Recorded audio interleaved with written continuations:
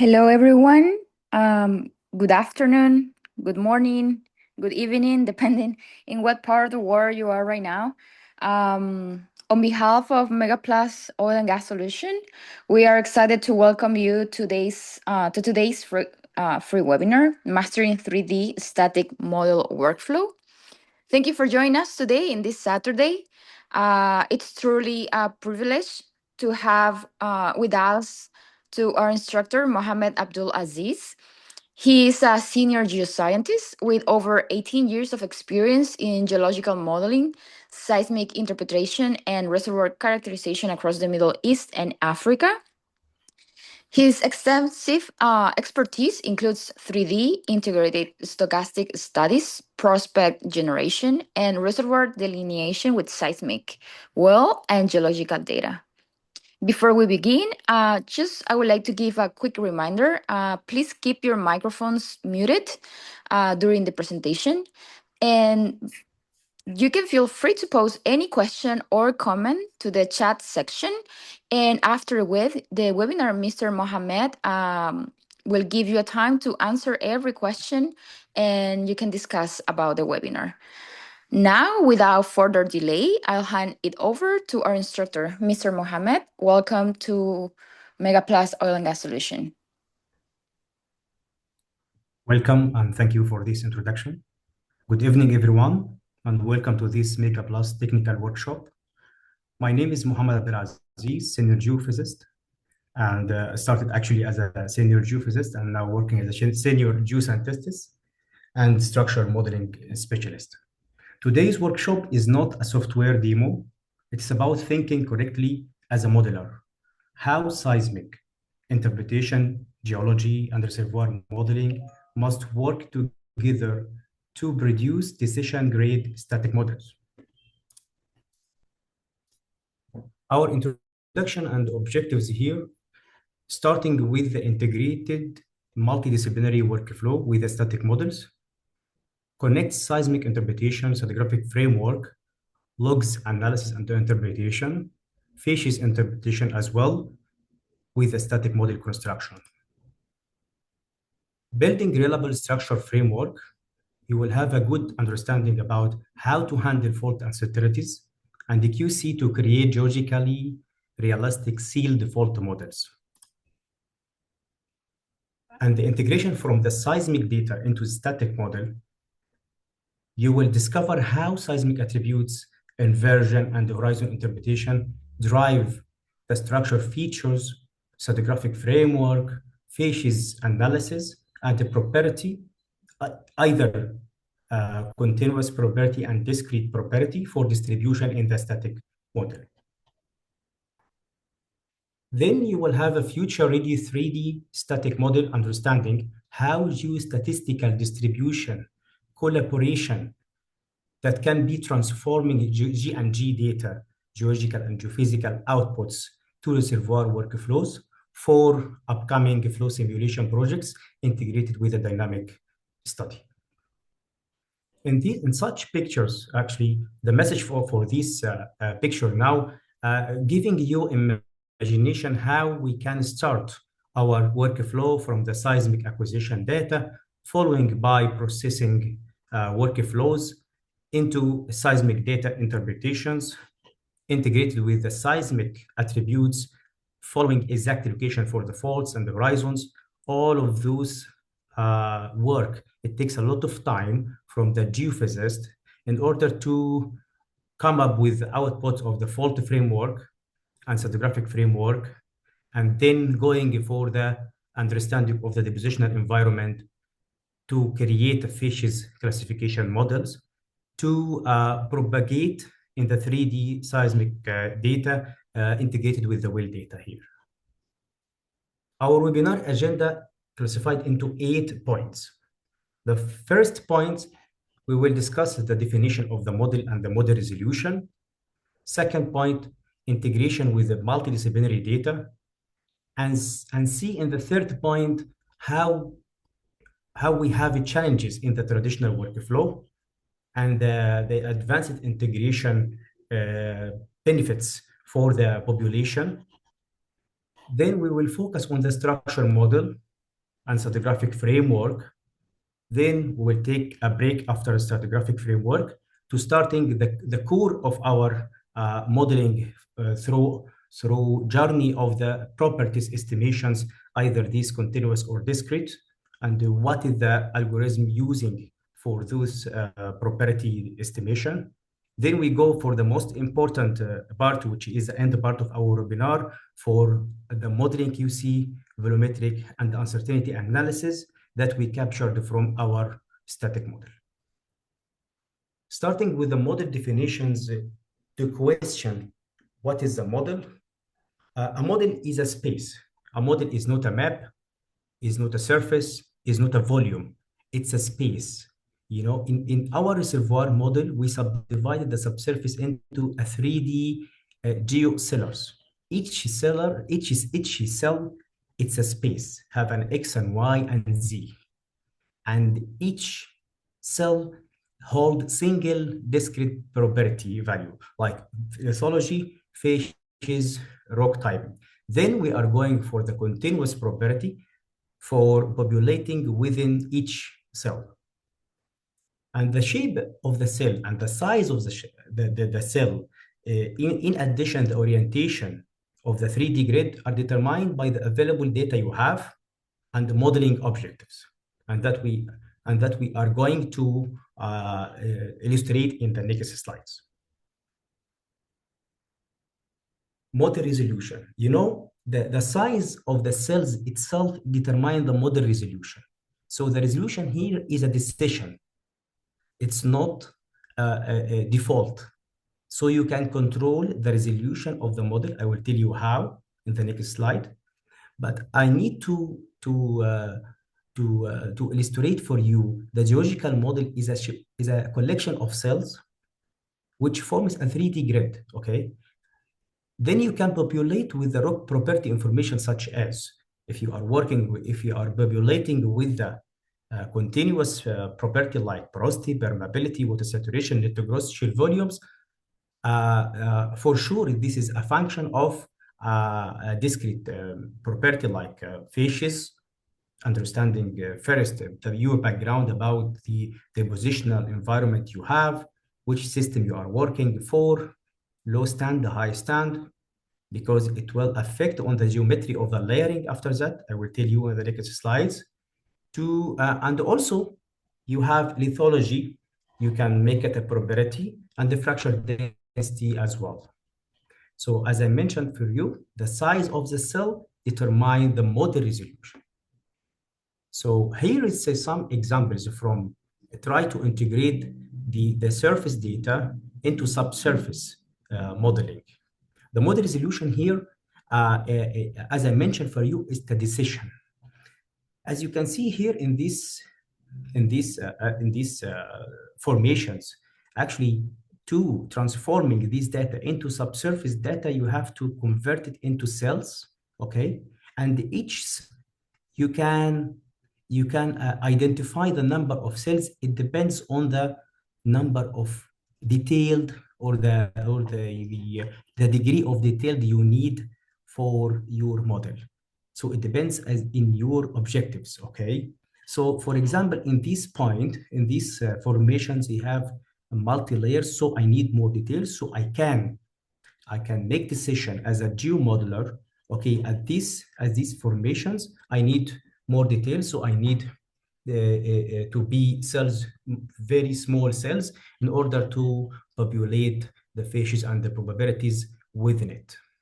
Once you go with this arrow, the model resolution, it will be decreased. So it depends. And also there is another point for compromising the time of the simulation.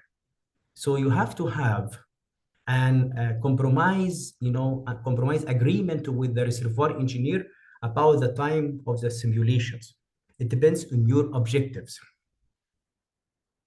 Because once you have very detailed small cells, you have a very lot increasing of the informations, so it takes so much time in simulation. And coming back to some definitions of the GEO model is a numerical equivalent 3D geological set of maps. And these maps are complemented by description of physical quantities in the geological interval of interest. Physical quantities here means the phases and the properties. All of the physical properties, it transforming into numbers inside the cell itself. In today's oil and gas industry, the models are very required, so much required to be an input for reservoir flow simulation programs in order to identify the uncertainties. The objective here is to identify the uncertainties. I will tell you the beneficial of the uncertainties for the decision making of the high level of the reservoir management. Actually, an actual reservoir can only be developed once, and any mistake can be very tragic and wasteful and expensive during the static model. Here the integration, this image showing for you how much integration you have in order to come up with a 3D static model. Model is a discipline based on data analysis, integration across different disciplines, starting from the seismic interpretation, as I mentioned, going through logs analysis from the petrophysical interpretation, then going in detail for core and core data, because core data is it has some special core analysis in identifying actually in more accuracy the permeability and the porosity, going with your background about the outcrops, because outcrops here is telling you what is the depositional environment you have, what is the structural regime you have, to come up with a geological conceptual model and integrated with the field and well performance data you have in order to feed back the dynamic models to come up with the integrated 3D model, starting from static model to the dynamic model. What are models used for? Model used for one of the important, as I told you, it considered as input for reservoir simulation. So this is used for dynamic simulation, used for the accurate 3D volumetric calculation, because all of us can do this volumetric calculation, maybe from our maps, but okay, map-based volumes. And then also it will help you in the future well planning, because once you are planning for the well design in the 3D statistic model, you will know the best location for structures, you will know the best location for the stratigraphic trap, you will know the best location for porosity and good fishes.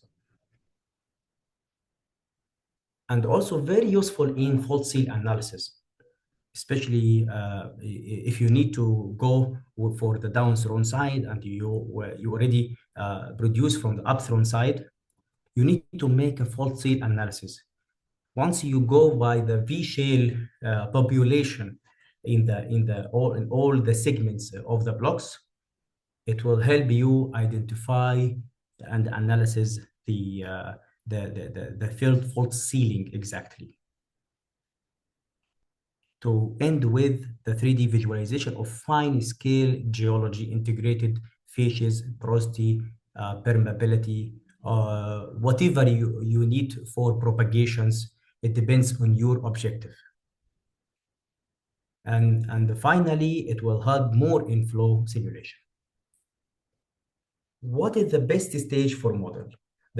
All of us, we know we have 5 stages of the life cycles, field life cycle, I mean, starting with the exploration through discovery and evaluation. It takes from 5 to 10 years. It depends on the agreement from area to area and from country to country. And once you have amount of reserve, once you have a good data, you have decision to drill and you are transforming into the development stage, which is the production and facility design and implementation for those. In such way, you are going for productions and finally going with abandonment because of the decline curve. The best stage here is a part of evaluation, development, and production phases. This is the best stage for doing your model. Uh, is it possible to go for exploration? Yes, you can do it in exploration, but you will have a very high degree of uncertainties because you are lacking of the very important data. You are lacking from the well data enough to manipulate and to compromise your population and distribution.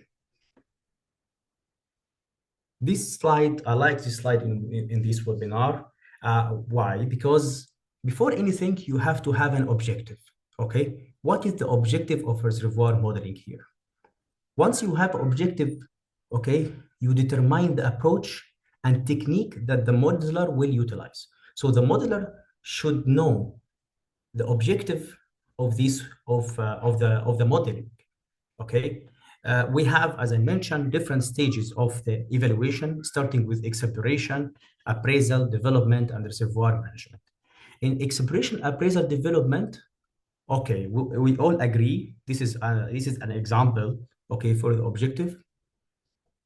We all agree about we need to estimate the reserve. We all agree about to estimate oil in place, okay?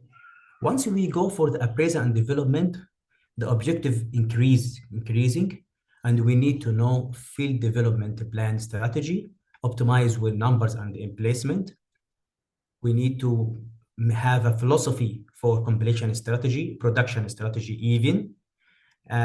All of those stages, we need to identify and quantify key uncertainty, okay? From stage to stage, you have uncertainty, okay? But your roles as a geomodeler or as organization, okay, you need to decrease this uncertainty by adding new data, by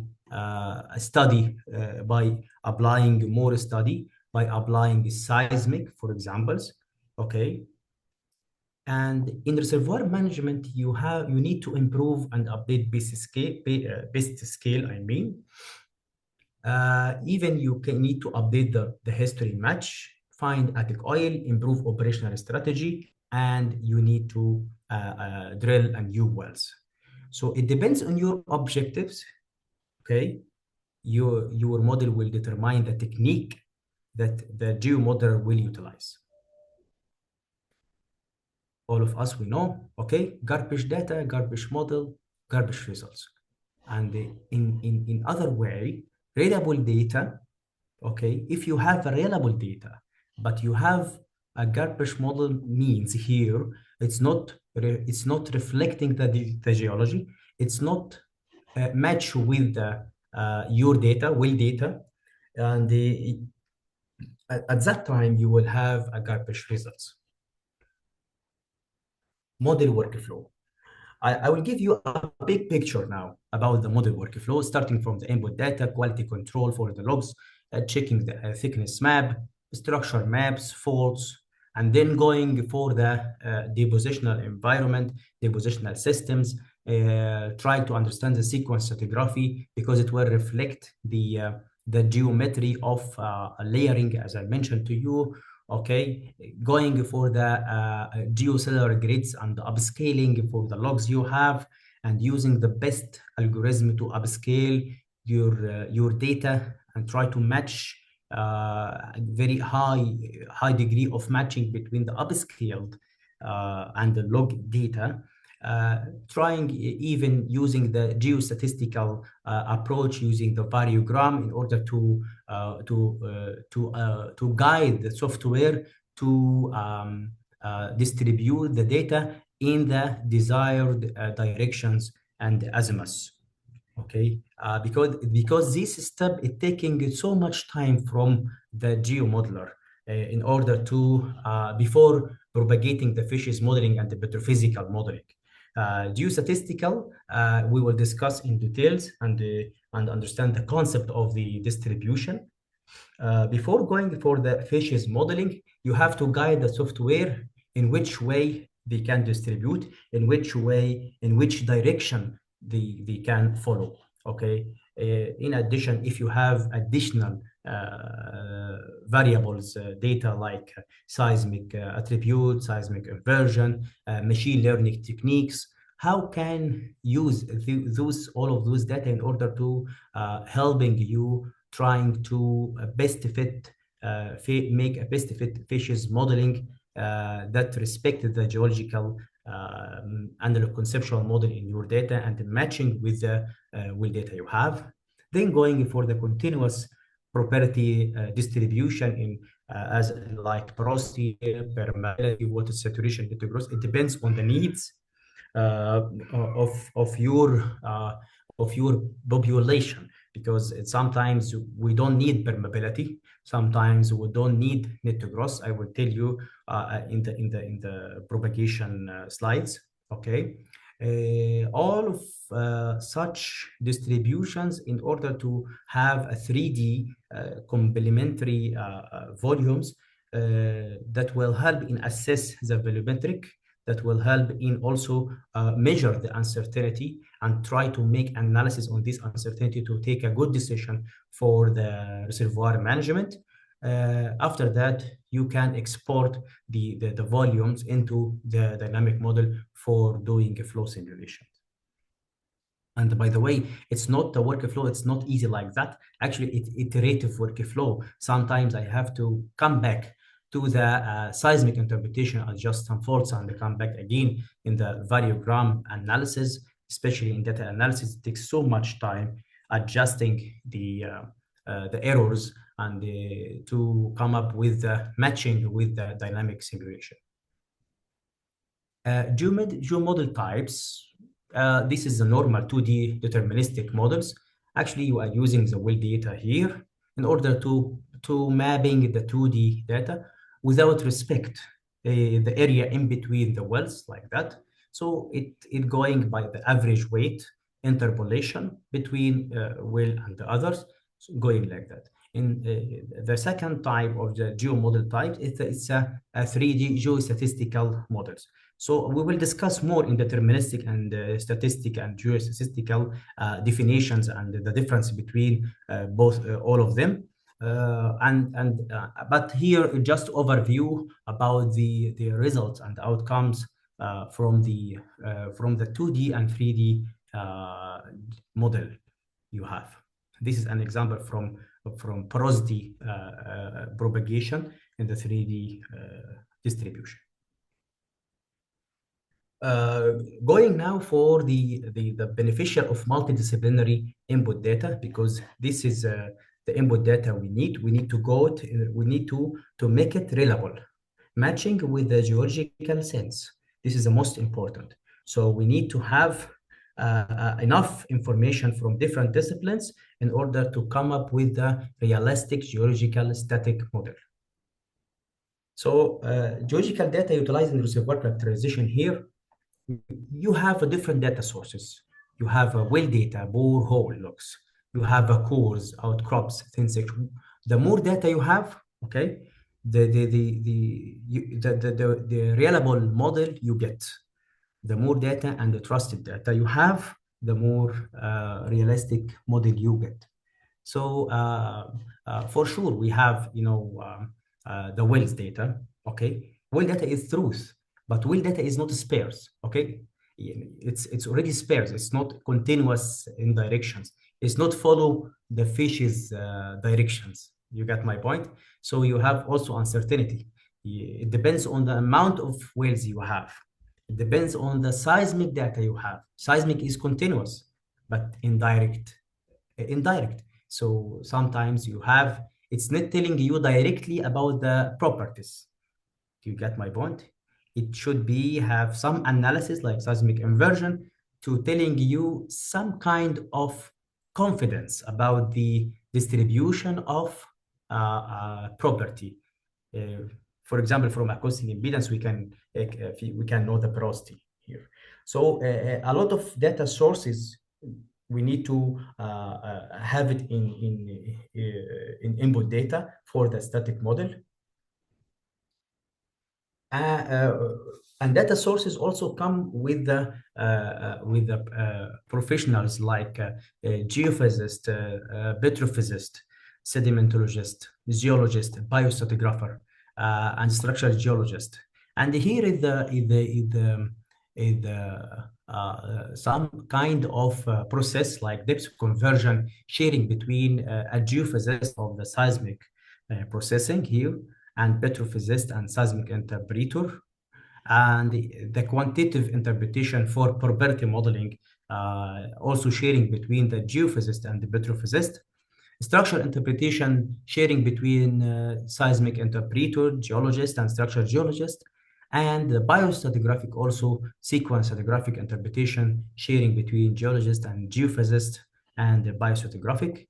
And here is a lone, scope reservoir engineer responsible for volumetrics, simulation, development options, field development plan, well plans, integrating with all of this in the static model, and he is responsible for dynamic model. So all of those professionals will come again, okay, in the closed loop between the geomodeler and the reservoir engineer in order to come up with the integrated static and dynamic models.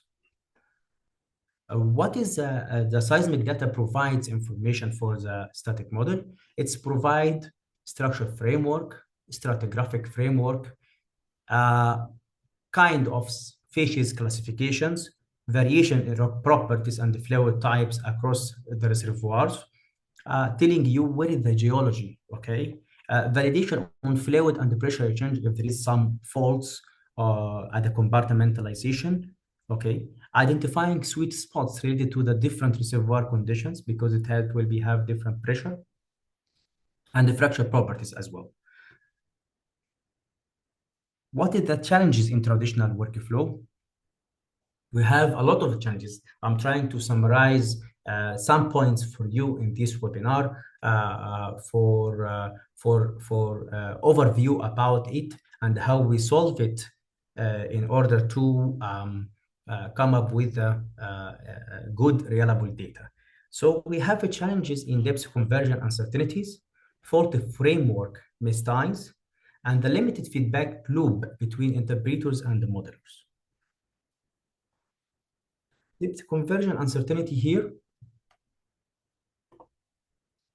translating seismic data in time to depth conversion using the velocity model, okay? The velocity model, if it is incorrect, the impact here, it will be mispositioning of geological feature in the model, okay? Number two, fault framework mistype. If your fault is misalignment, inconsistency between interpreted faults in seismic interpretation and how they are modeled in the static framework, the impact, it will be an errors in structural geometry affecting after that the flow simulation and reservoir connectivity. And the limited feedback between interpreter and the modelers, lack of iterative collaboration between geophysicists or interpreters and reservoir modelers, actually its impact, it will be misunderstanding or missed opportunities for refining interpretations based on modeling needs. So this is the challenges that we faced in my experience, actually in different scope and different projects. So I would like just to share with you some solutions, addressing some solution with you in order to avoid it in your projects within the static model.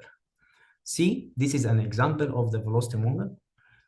Here, the directions dipping northeast, and the direction in depth conversion changed totally. So they are trying to make a depth section with velocity model 1, velocity model 2, okay, confirming the depth now, and finally this is a depth section with the final velocity. So what is the error here? The error is the velocity, in the velocity modeling. So my recommendations to use more robust velocity models Try to incorporate well velocity data like check shot VSB, which is a solid data to constrain time depth relationship. Because I will tell you, because some errors in interpretation is not due to interpreter, it's due to velocity model problems. So in sometimes we need to make a probabilistic or a stochastic depth conversion to capture the uncertainty by generating multiple realization of depth models. Because in such way, once I go with different velocity models, okay, and make it as a probability and doing, some uncertainty analysis. So the analysis of the uncertainty here telling you where is the problem or where is the maximum, because it will give you multiple realizations, and from this multiple realization you have an error in for example velocity picking. So in 10 realizations you have error in velocity picking, and in 5 you have in vertical in depth conversion and the sonic lack of sonic data, for example. So once you are going by the uncertainty analysis, you will know where is the through applying different kind of realizations. Okay, because you have maybe, okay, so you have different scenarios, one, two, three, four, something, for example. So for one you have uncertainty, for two you have uncertainty, until four. So all of these in uncertainty analysis, you will have the better choice to judge where the uncertainty come.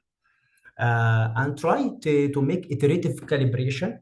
So use well tops iteratively, update and validate depth models. So this is the point of the depth conversion, uncertainty solutions. Now the fault framework mistie solutions. How can we reducing it? Try to integrate fault modeling framework. Try to align fault picks actually across discipline using shared platform. Why fault picks? Because the fault picks here, it has or it the formation fault cuts and the stratigraphic units. It is actually, by the way, interpreted. It is not solid data. So at each project I have worked, I have many interpreters for fault picks, for stratigraphic units.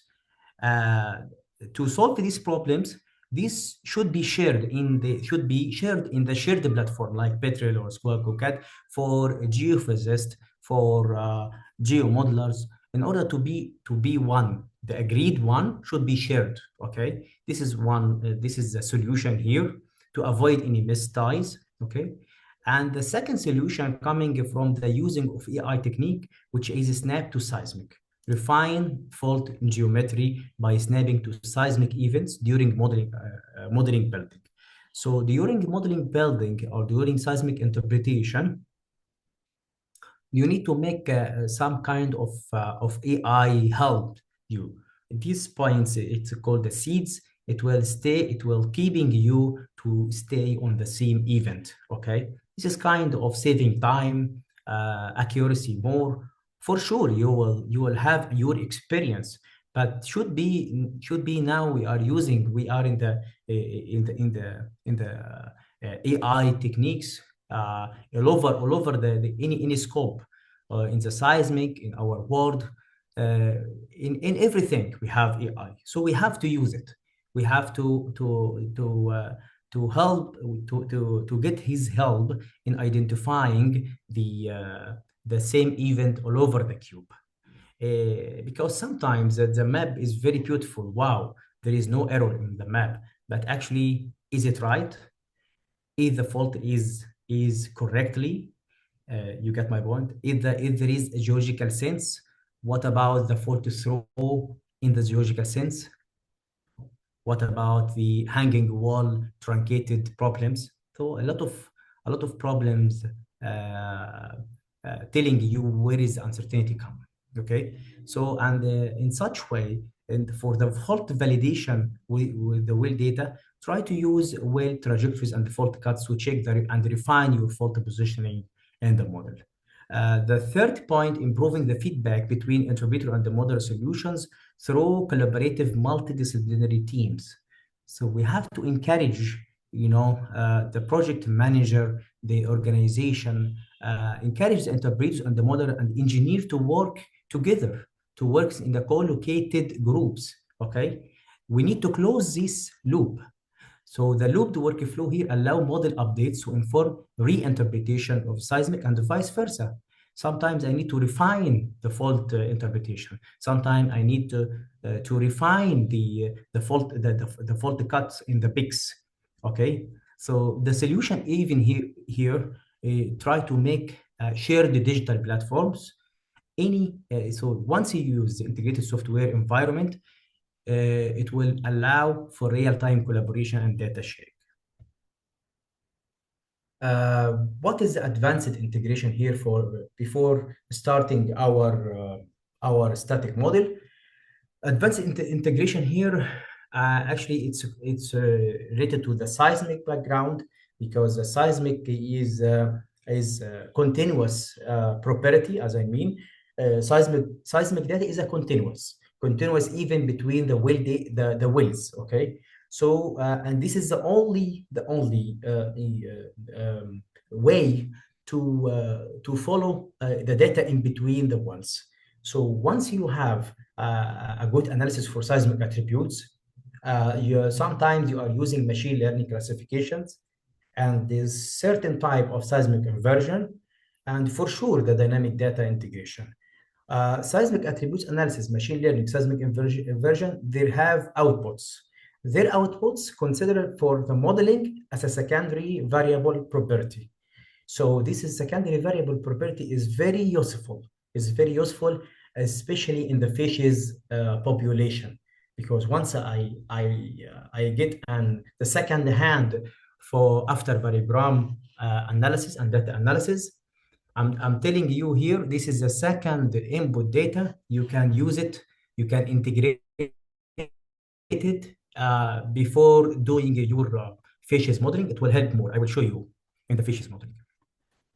Here is some example of the seismic UC attributes analysis to validate your seismic data, because seismic data is amplitude, phase, frequency. So once you apply the seismic attributes like coherent, most positive, most negative curvatures data in order to identify and validate the fault locations. Some attributes does not, capturing the other direction of the faults. Other attributes can be going more much detail. It depends on the data, and it depends on your objectives of the interpretations. In using machine learning or the fault horizon interpretation, also whatever this is manual or semi-automated picking of faults and horizons, using these seismic attributes.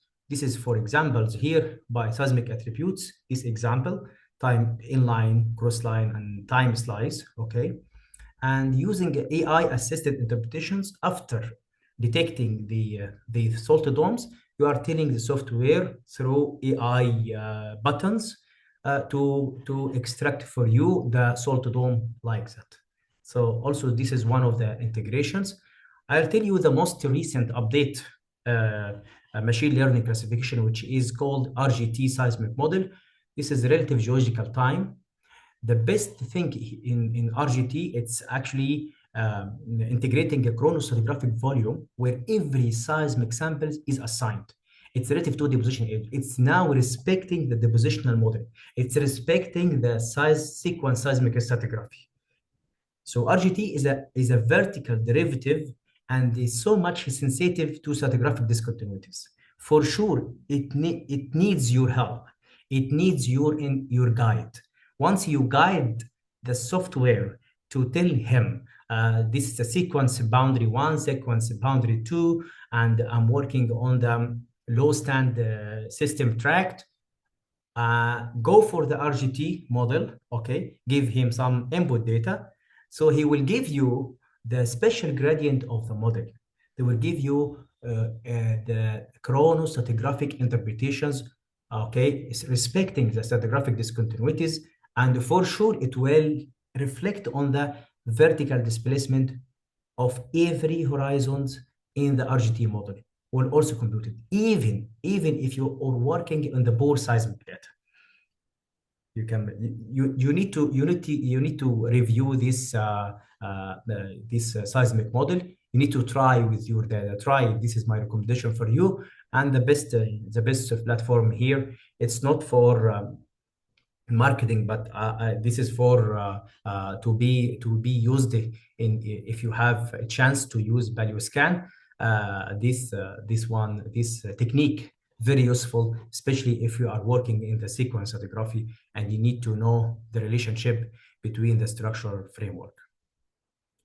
The third advanced integration here, the seismic inversion. Okay, here is the example of post-stack seismic inversion techniques.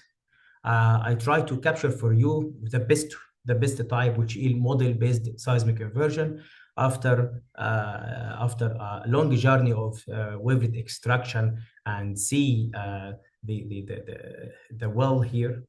Well here is drilled in a good structure, okay, but in this example in a gas field, and they need to understand the porosity.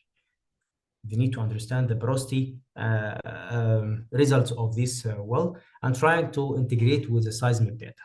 So they make model-based inversion using this well and other wells in the area. They make a cube for acoustic impedance because the acoustic impedance is related to the porosity fraction.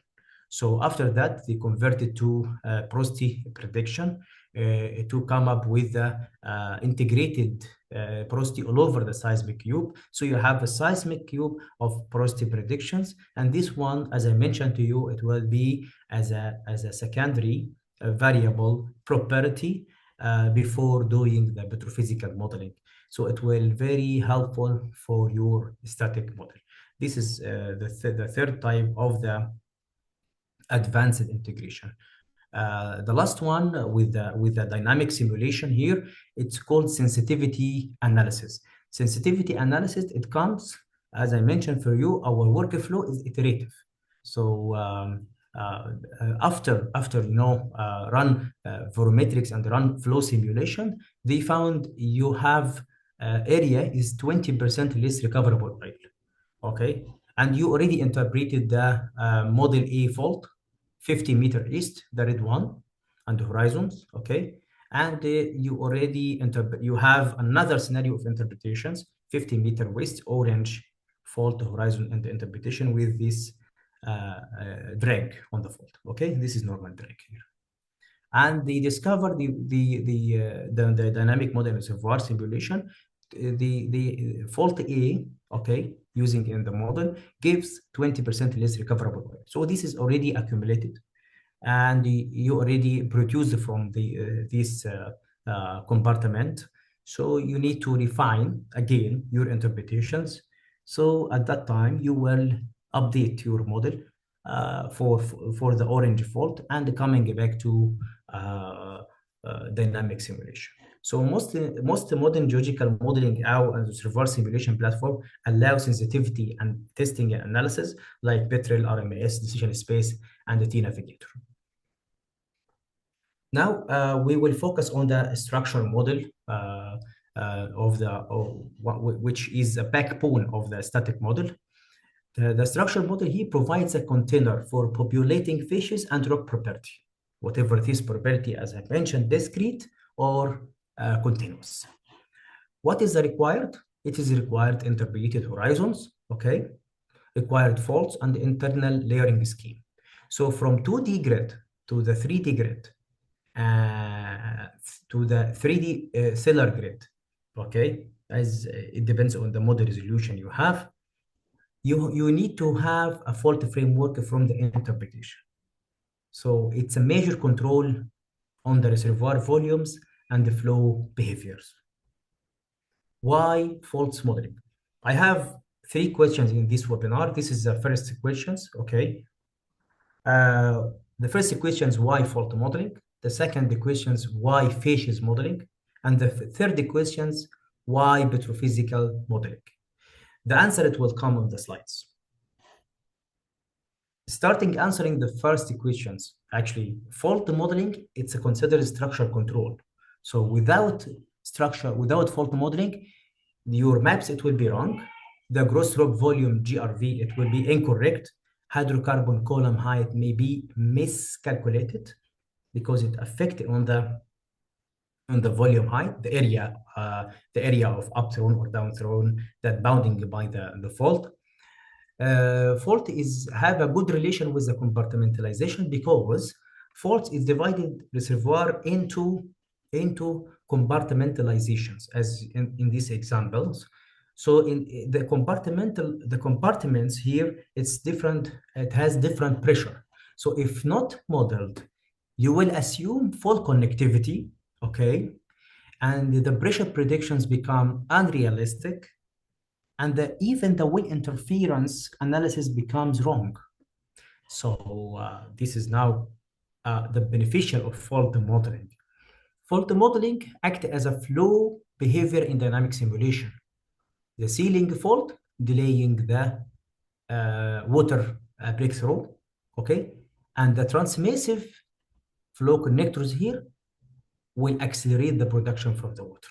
So without fault modeling, the history match becomes unstable, and the reservoir engineer artificially will change the permeability to compensate. Also fault modeling very important in assessing volumetrics and reserves because fault is trapping the closure area. Fault, it's making hydrocarbon contact levels, okay? Define the hydrocarbon contact levels and structure spill points in expiration blocks.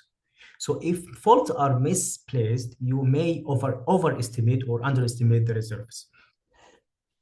And here is an example from fault gauge along detachment fault, because that detachment fault should be in shaly reservoirs. So I'm expecting you, and you can expect the shale smearing in the fault plane between upthrown and downthrown. Faults can be created from different data input. You can digitize the fault. You can create the faults from fault sticks that already come from the fault sticks in the seismic interpretation, from the seismic, I mean, from the polygons or well tops. Okay, if you have a fault cuts, it will help you to tie. You can digitize on the surface. Sometimes the interpreters make a surface without fault sticks, so the geomodeler should digitize on the surface. Okay, even you can digitize it on the 3D lines. So this is a seismic, this is a horizon interpretations, and this is the gap, and you already pick the pillars. Okay, we will do that in our course in details. Digitizing on seismic interpretation, which is a normal part, and even you can digitize it on cross sections after cutting through intersection lines. So there is also another point, tying faults to well cuts, which is very important here, because the geologist will give you the fault cuts, and the geomodelers will try to tie this one. And there is a good option for I think in many softwares now to look the fault sticks at the well tops. This is actually for the, I mean that in terms of the static model, it will validating and demonstrating your seismic fault, interpreting using well data.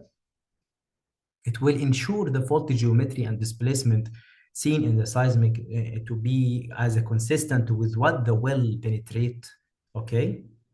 It is actually critical for reducing uncertainty in the structure, especially if you are making fault seal analysis in juxtaposition and the compartmentalization.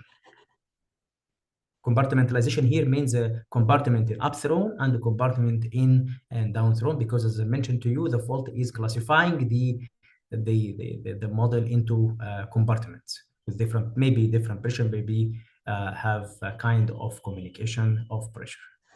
Also, I captured for you some problems, some challenges and solution here. in order to imagine how the importance of the fault modeling. The problem here in such example, it's come due to fault seal analysis, and the sealed fault framework may look correctly geometrical, but actually it's interrupted geological rules. So the issue here in like structure truncation and fault juxtaposition, it will have some errors, especially in the hanging wall, okay? So, and also you need to check the fault throw as a kind of sense, geological sense, because sometimes it's inconsistent with the stratigraphy or regional settings. Okay, so you have to check this. So in the solution here, we have to make a perform fault juxtaposition analysis. Either you can do Allen diagrams or throw versus depth plots, or you are making run horizon truncation checks against the fault planes. This is in the modeling, trying to compare the regional stress regime and analog data from the surface outcrops. And you can use automatic QC tools and software to flag where is the geometrical error that inconsistent with the geological sense. In such examples here, you have V-shale distribution, V-shale using it from the petrophysical, using as a property in reservoir modeling, and the V-shale here this is along the faults, different up thrown and down thrown, and right here the maximum cross fault V-shale. The yellow areas sand juxtaposition, and brown area it's indicate to sand shales, which is very important now for analyzing of the fault seal analysis. Sand shale or shale against each other along the fault plane. So this is actually this approach we will also discuss it more in our course. One of the problems here also the extrapolation distance. The extrapolation distance of the hanging wall does not fit with the geological sense. It has some anomaly like here. Either you go by the normal solution, okay, it depends on the software you are using. In Petrel, there is two ways. In corner point here, corner point grid, you can manually adjust the horizon by changing the horizon fault lines, okay? And also there is another way in the structure framework. You can change the extrapolation distance of such level with the relative fault that making the problem on it. So it's a lot of problems you will face in the structure modeling. It takes a lot of time actually, especially if you are working in the complex regime of the structures, but taking your time in such stage, because this is a controlling your propagation after that. Stratigraphic framework now. The stratigraphic framework actually the structural grades feeding fishes, okay? The structural grades heat coming from the combination of the structural and stratigraphic features, because it will feeding fishes. I'm going in my slide as a workflow, okay, for you to understand very well which step we are starting, step by step until the end of the volumetric calculation and stratigraphic framework. So we will address here the 3D structural grids. As I mentioned, for new structural grids feeding fishes and the property models, grids act as the foundation for populating.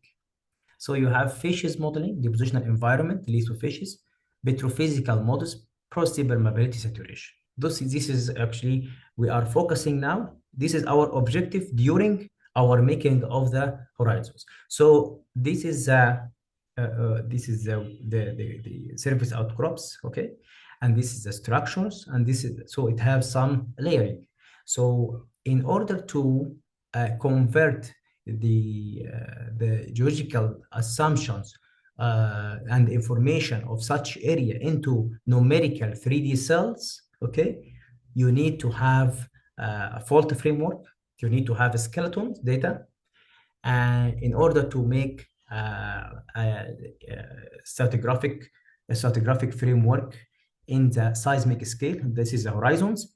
Then once you go to isocore scale, using the isocore thickness maps in order to make a zonation, okay, and you need to go more inside the reservoir by making the layering in detailed scale.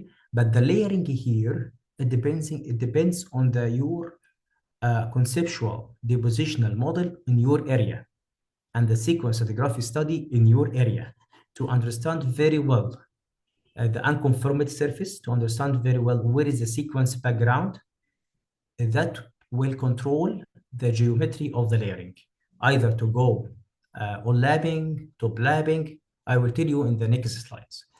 The stratigraphic framework and static model actually mainly depending on the stratigraphic sequence stratigraphy. Okay, it defines how layers are organized in space and the time before petrophysical properties are populated and even before fishes modeling. So once you know your sequence stratigraphy, sequence boundary, the flooding surface, okay. For example, this one, it will be based on lab. This is in layering. I will tell the software follow top. Okay, so all the layering, it will follow the geometry of the flooding surface here. But if you have sequence boundary here and the flooding surface here, depending on the system tract you are working for, so at that time you will have top truncated, so you will follow the base for the flooding surface. If you have two sequence boundaries, okay, so you will have a proportional relationship between the layers, inside the layers. Sometimes you have the positional horizons in between two sequence boundary. At that time, you will handle the layering in such zones. It will classify it into two zones, and you will handling the geometry of the layers. What is the aid? What is the cooperation here? The cooperation comes also from the seismic data interpretation, especially if you have a regime combined structural and stratigraphic traps. So it will help you in identifying the geometry of the layering in the static model. The stratigraphic framework approaches actually it having three types of stratigraphic framework, starting with the layer cake model. It's a simple, it's a flat, which is not realistic, to be fair with you. Unrealistic connectivity you will get. But once you are using the sequence stratigraphy framework based on the depositional sequences, you will honor erosional surfaces and your model will be more geological realistic. And if you have an object based, okay, so you are going based the framework, depends on the object you have. Either you have channels, you have loops, you have clinoform, you have refill build-ups. This is most realistic for complex systems. So I'm trying to make you imagine how the efforts for each discipline, having this integration with the static models in order to come up with a reliable static model. The last one, the properties estimation and 3D distribution here, we will start, but I prefer to take 10 minutes break. Is it okay for you? Because the upcoming one, it will have a lot, it will be heavy. So I need to take 5 to 10 minutes break. Is it okay Yeah, with you? Yeah. I Okay, think it's very I good. think it's I think it's okay. And in 10 minutes we can come back. Very good, very good. Okay, Thank you. thank you.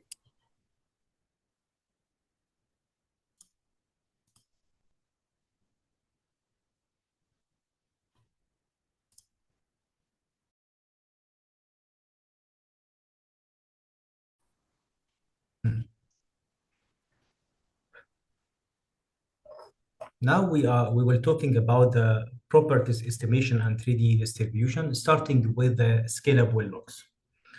In here, in such examples, I need to show you the different scale up um, for continuous property and discrete property. This is example from well data you have. This is a well track, okay?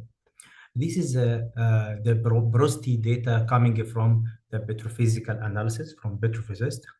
And this is a scale-up well logs, okay? This is a facies interpretation, and this is a scale-up well logs for the facies. Facies here, it's a discrete property, okay?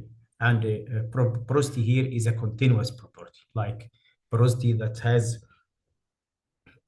value, that have the difference between continuous and discrete here. Discrete here, it's just one value for the cell, okay, and it's not actually, it's a definite value, but the continuous here, it having values like 2 and 2.5, 20, 20.5, something like that. All of us know about the resolution of the logging data. So you have in logging data each 15 centimeter data.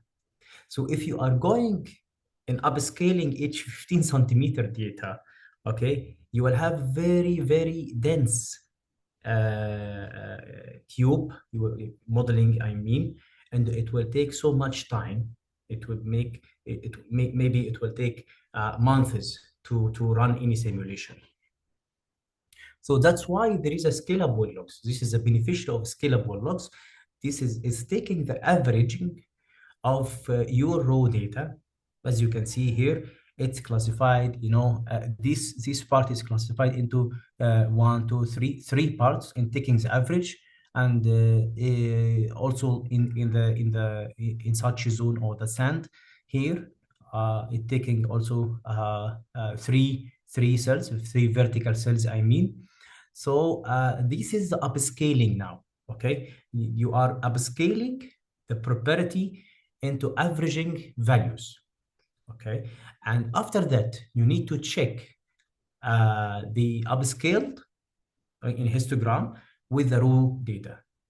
Geostatistically, it's agree, apply. You can work with it, okay? You can go by your data. In discrete logs, actually the same. This data is classified into three cells, and then also making upscaling for the fishes, and you can make a correlation between the raw data and the upscale cells. So the percentage is very nearby each others. In such examples, we have 1, 2, 3, 4. We have 4 kind of fishes, and in this one we have 1, 2. We have 3. That means there is somewhere in other area having this fourth type of fishes. So this is representing the area, okay? What is actually what we are going for, the concept of biasing, bias data in discrete logs. As I mentioned for you, this is fishes, and this is inside the cells. We are classified, the upscaled depending on the value of each fishes. Once you have this is, for example, for raw fishes like that, we have sand, we have shale. At the basal part, you have the shelly, but our algorithm and our, because this is the limitation of the modeling, okay, you are using the bias of most of. So you are telling the software, once you have a most of inside these cells, sand, consider it all sand. And the same in each cell like that. And this is, the concept of the bias data, most of, I mean. So after that, you will have a raw porosity here, okay, and upscale the porosity, because it's so much detailed, so much, high resolution logging. See, but I'm going by the averaging. Trying this many times until you reach. Sometimes some of the geologists do not agree about this. So, okay, no, I'm respecting, I need to capturing exactly the sand. I need to figure out this as a shale. So I have to go back for this classification of the cells and making this is different cell in order to come with this solution. So this is iterative approach until we satisfying the upscaled facies and the upscaled property for porosity or any continuous porosity or a continuous property, I mean. Here, before going for the facies modeling, I need to going with you step by step from the stratigraphic to the structures, and then going for the upscaled for each well. Okay, so you have upscaled facies in each well like that. Okay, so, and you need to make a VPC, vertical proportional curve, which is a main calculation in before doing your static model, because the VPC here, I will tell you the concept here. You have one, two, three. In the first cell here, which is encoding the sand, the soft once the VPC to extracting your VPC, you are telling the software, and the software will search in cell number one in all the wells about the upscaled facies or the upscaled property in order to come up with the averaging proportion like that. So this is a vertical proportional curve. So it's coming from the well data. This is coming from the well data, and it will be a guide, main guide for the modeling, because you know the modeling, whatever the algorithm you have, okay, you will have in layer number one, okay, 50% channel, 10% Levy, and the 20% shale, and you will find whatever the algorithm you have in the layer, in the basal layer, the 80% of the shale you have. Should be this. So this is now a guide for him. It depends on in the data be in between the wells, but the percentage he will understand. He will keep this. Okay. After that, which is a very critical point here, so the property curve. The probability curve is telling you also, is expressing your VBC curve. Once you are doing the VBC curve, okay, you are doing for the property curve in order to know the probability of the fishes you have. There is a very important secondary derivative variable here, which is acoustic impedance. So you are telling the software you have a secondary variable here, okay, at the acoustic impedance. It's reflecting in the x direction here. So all of these cells reflecting the value of the acoustic impedance cube.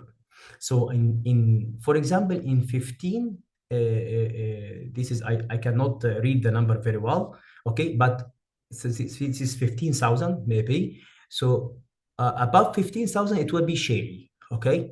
And if you go for this value, about 7,000, you will have a probability, please focus on this, you will have a probability of silt to be 20%. You will have a probability of sand with different, it depends on the location you have. You have a probability of the shale. So that's why the model give you multi-realization. I have seen a lot of messages. I cannot read it now, but I will. I promise I will reply on each message. But please be patient with me, because it will be integrating with each other. Okay. So if you try to understand with me the VBC methodology and the property modeling curve, integrating with the second derivative, whatever this is, AI cube, coming this from the seismic inversion, and this is now the advanced integration, what I mentioned for you. But still for you have a different realization, multi-realization. It depends on the algorithms. I will tell you how. And this is one vertical layers. And for one vertical layers should be the facies codes, and the facies percentage should be 100% for all, for one the vertical layers, okay? So now let's go for the critical point here, which is a variogram methodology. The variogram, it will answer for you fundamentally questions. How similar are property values as a function of distance and directions? Because each value you have, for example, you have some wells, okay? Different wells here and wells here and wells here. And what about the variance distance between each other, okay? Excuse, I need to go for the bent just to go with you in here. Sorry.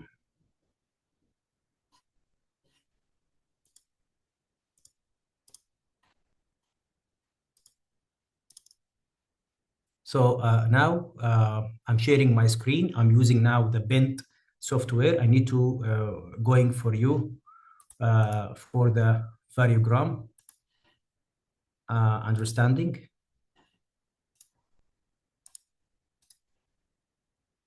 Okay, so if you have different different well location, we have where this is the well location you have, okay. What is the variogram measure? The measure the similarity between the variance. So the closest variance to it we will start with it. The closest distance, okay? And if they have between this one similarity, they will start with the variogram algorithm. And it will consider this is a lag one, okay? So for example, lag one is a 5 meter, okay? So the software will search each 5 meter or each from the 0 to 5 meter. If there is any wells has a variance, has similarity, he will capture all and the point like this. Then the leg number 2 from 5 to 10 meters. If there is any wells, the distance between them from 5 to 10 meter have a similarity, they will put the point number 2 and so on till they have the maximum variance. Suppose he reached to the lag number 6, okay? I will explain with you what is this tolerance angle here, because it's searching now in 3D, searching in X and Y, respecting the azimuth direction. It depends on the search cone, okay? Search cone, that is the distance he are searching for about the well data you have. This is from your well locations. And this is from the logs data inside the well. For example, if we are making a variogram for the porosity, okay? So he was searching the value that nearest between each other. So it's a function in distance and values until he reached the maximum variance, which is the cell here. And the distance to reach to this cell, it's a maximum range, okay. And then you are going for the experimental variogram like this. So, and what about the nugget here is the closest distance between the wells to capture the variance, Mr. so Mohammed, just in case yes. we are still looking to your screen showing the paint. Sorry. Yeah, yeah,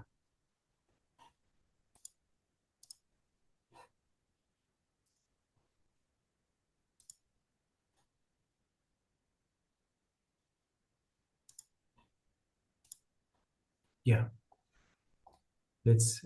I think now it's shared now. Yes. Yeah, Okay. we can see your screen. Thank you. Okay, good. Sorry for that. No worries. Thank you. Okay, thank you.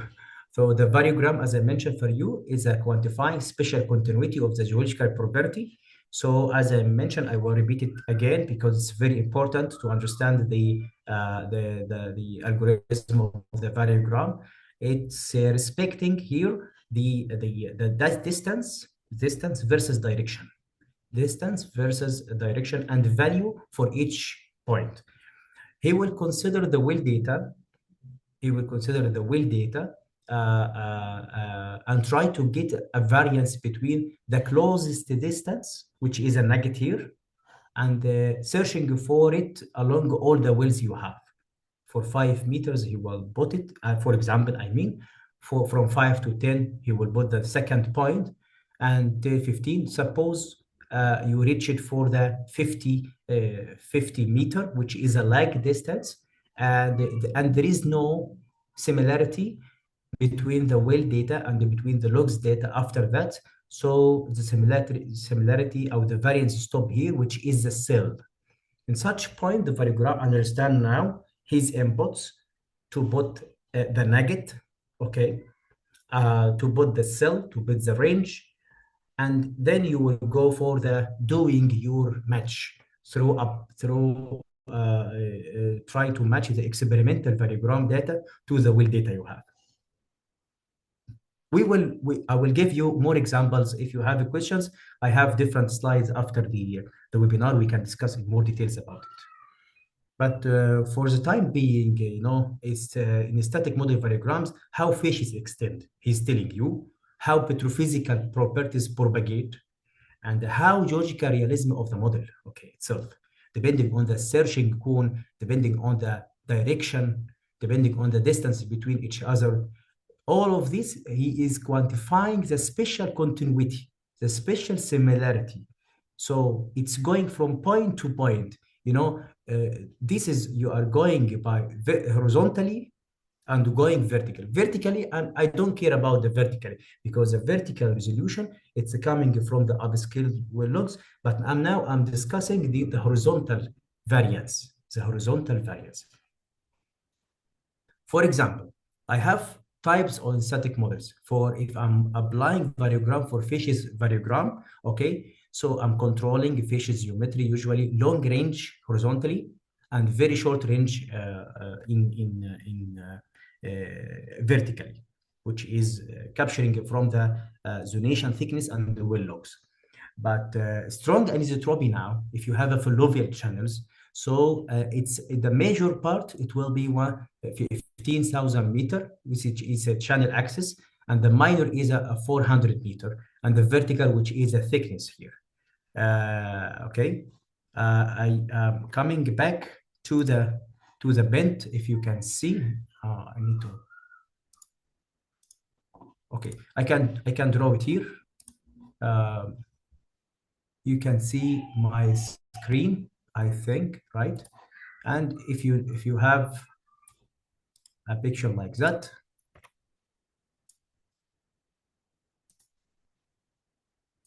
okay, this is a channel, for examples, and you have the sand channels like that. So the maximum, the major, the channel axis here, it represents the 1,500 meter, which is the major variogram, and the minor variogram, until you finalize the sand, it will be 400 meters. So this is now the understanding how they can capturing the fluvial channels in the variogram. In such way, you are detecting the azimuth, you are detecting the major extension till finding the last similarity or the last points of variance in both directions, in major direction and in minor directions. For vertical thickness, you can know it from the well logs and zonation thickness. This is for facies variogram. For petrophysical variogram, you can apply it within the facies, because the petrophysical variogram, it will be different per each facies, because it's a function of the facies. So for example, sand porosity, long range, and if you have a shale porosity, you will have a short range plus high nugget. High nugget means here, if I go back for this slide, okay, high nuggets means noisy data. And in the geostatistical rules, this nugget distance, the nugget distance should be from 10 to 30 relative to the range. So from 10 to 30 less than the range. In such ways, if your model come up with a maximum 30% of the range lag, okay, so you are in safe mode. Your model, it will be correct. If it will be more, so your data is noisy and it not need the variogram models. It will be conflicting your distribution. So be careful of such tricky points, and all of these solutions we will handle it in our course. In the last thing, vertical variogram, controlling the layering, because you already capturing the layering from the stratigraphic framework, especially if you are working in the heterogeneity reservoir. So you know very well from the well logs and zonation thickness the uncertainty, the thickness you have. Why fishes modeling? Fishes modeling is to capture geological heterogeneity and rock typing distribution that control reservoir connectivity and the flow behavior. Actually, it ensures realistic property modeling, volumetric estimation, and dynamic simulation performance. This is the second question that I told you before, and here is the answers. The fishes modeling, it's actually because the reservoir is not homogeneous. If the reservoir is homogeneous, no need for knowing the fishes. So each fish has different porosity, different permeability, different capillary pressure, and relative permeability, which is controlling the flow simulation after that. So without fishes modeling, you will assume a uniform rock with unrealistic flow behavior. So you will have a problem in flow simulation. Okay. Fishes also control the flow. Fishes control the porosity and the permeability, control the continuous property like especially porosity. Okay. And the permeability, it will be linked to porosity.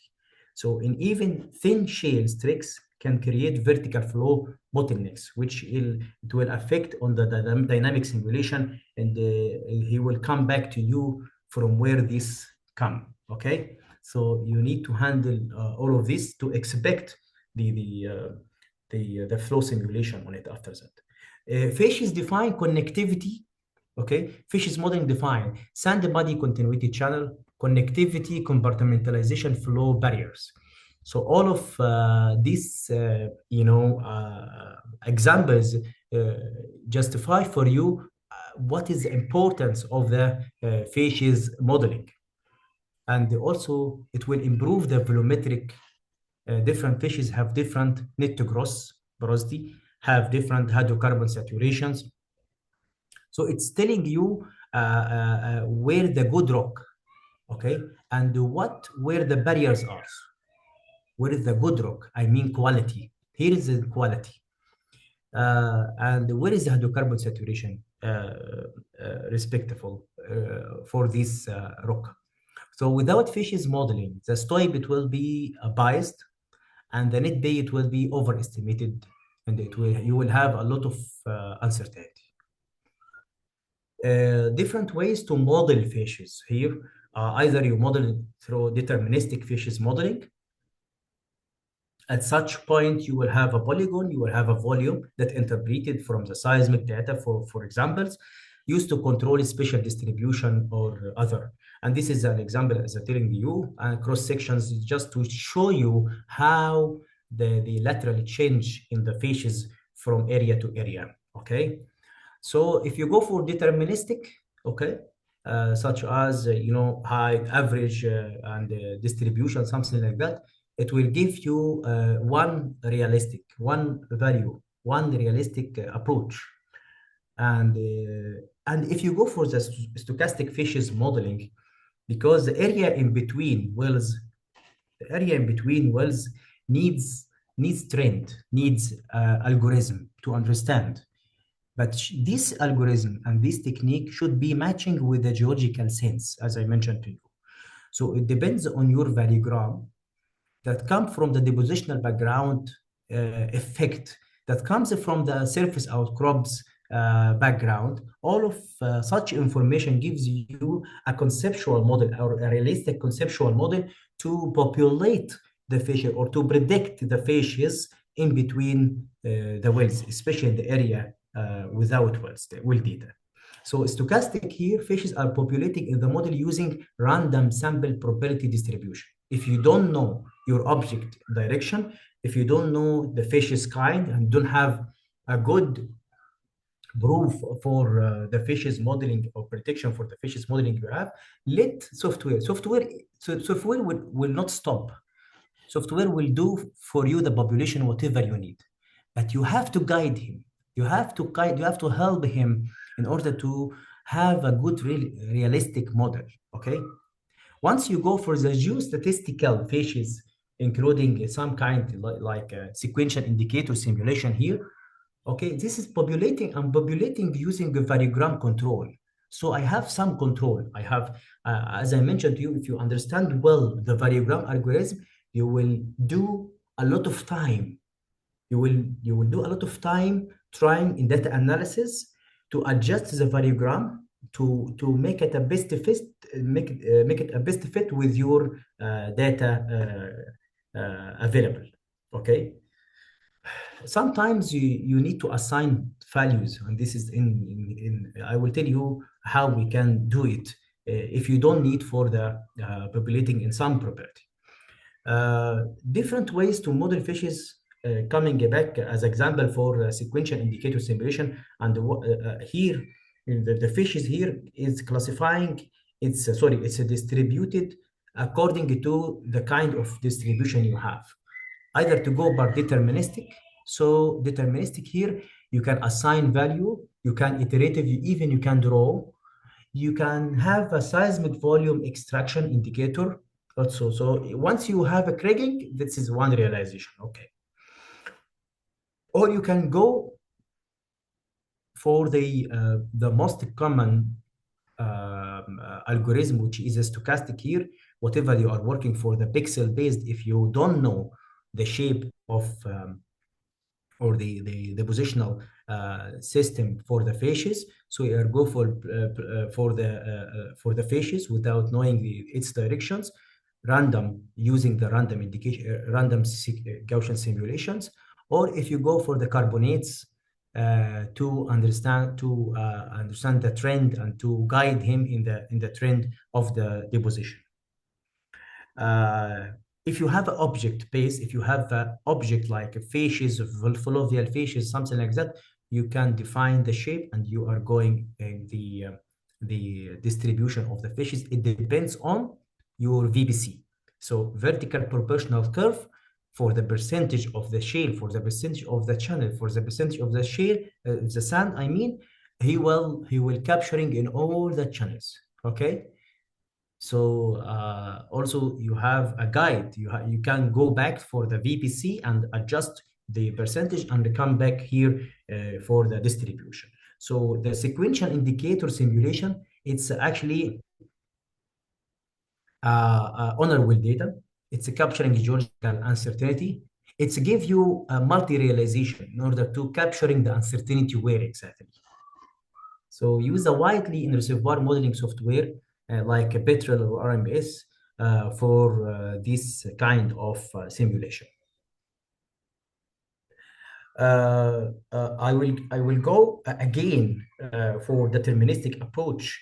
If you go for the estimation, uh, indicator kriging, this is a discrete distribution for probability, which honoring the well data so much, and they try to interpolate between the well data together in weight average interpolation mode, okay. Or you can go by direct addressing through assigned values. So if you know the values and you don't need for populate different kind of fishes or something like that, and for example you have clean sandstones and you have a big thickness, so you know already the fishes, it's one fishes, it's a shore based fishes having a sand, so you can assign the value. Even you can iterative, you can draw sometimes your well data is not capturing exactly the channel, for example. So, okay, and you know the channel from the seismic data. Okay, so you can draw it through as in seismic interpretation, geobody, I mean, or you can draw it even here, if you know it, if you know the shape very well from the conceptual model, or you can use it in multi-realization in order to imagine the positional system, in order to imagine the distribution, how it's come. Because in our model, we are saying no, if you can't draw it, you can't model it. Okay, so everything it should be drawn either by seismic, either by propagation, in order to model it. Okay, so and there is actually a learning system here, artificial neural network, but it depends on the train estimation model process. So it has to has different kinds of train estimation model process in order to help the software to come up with proper distribution for the fishes in deterministic mode. In stochastic mode, okay, you have a sequential indicator simulation. You have this is what we exactly talked about it, which is honor the data, and for sure it will be using variograms and variogram trends.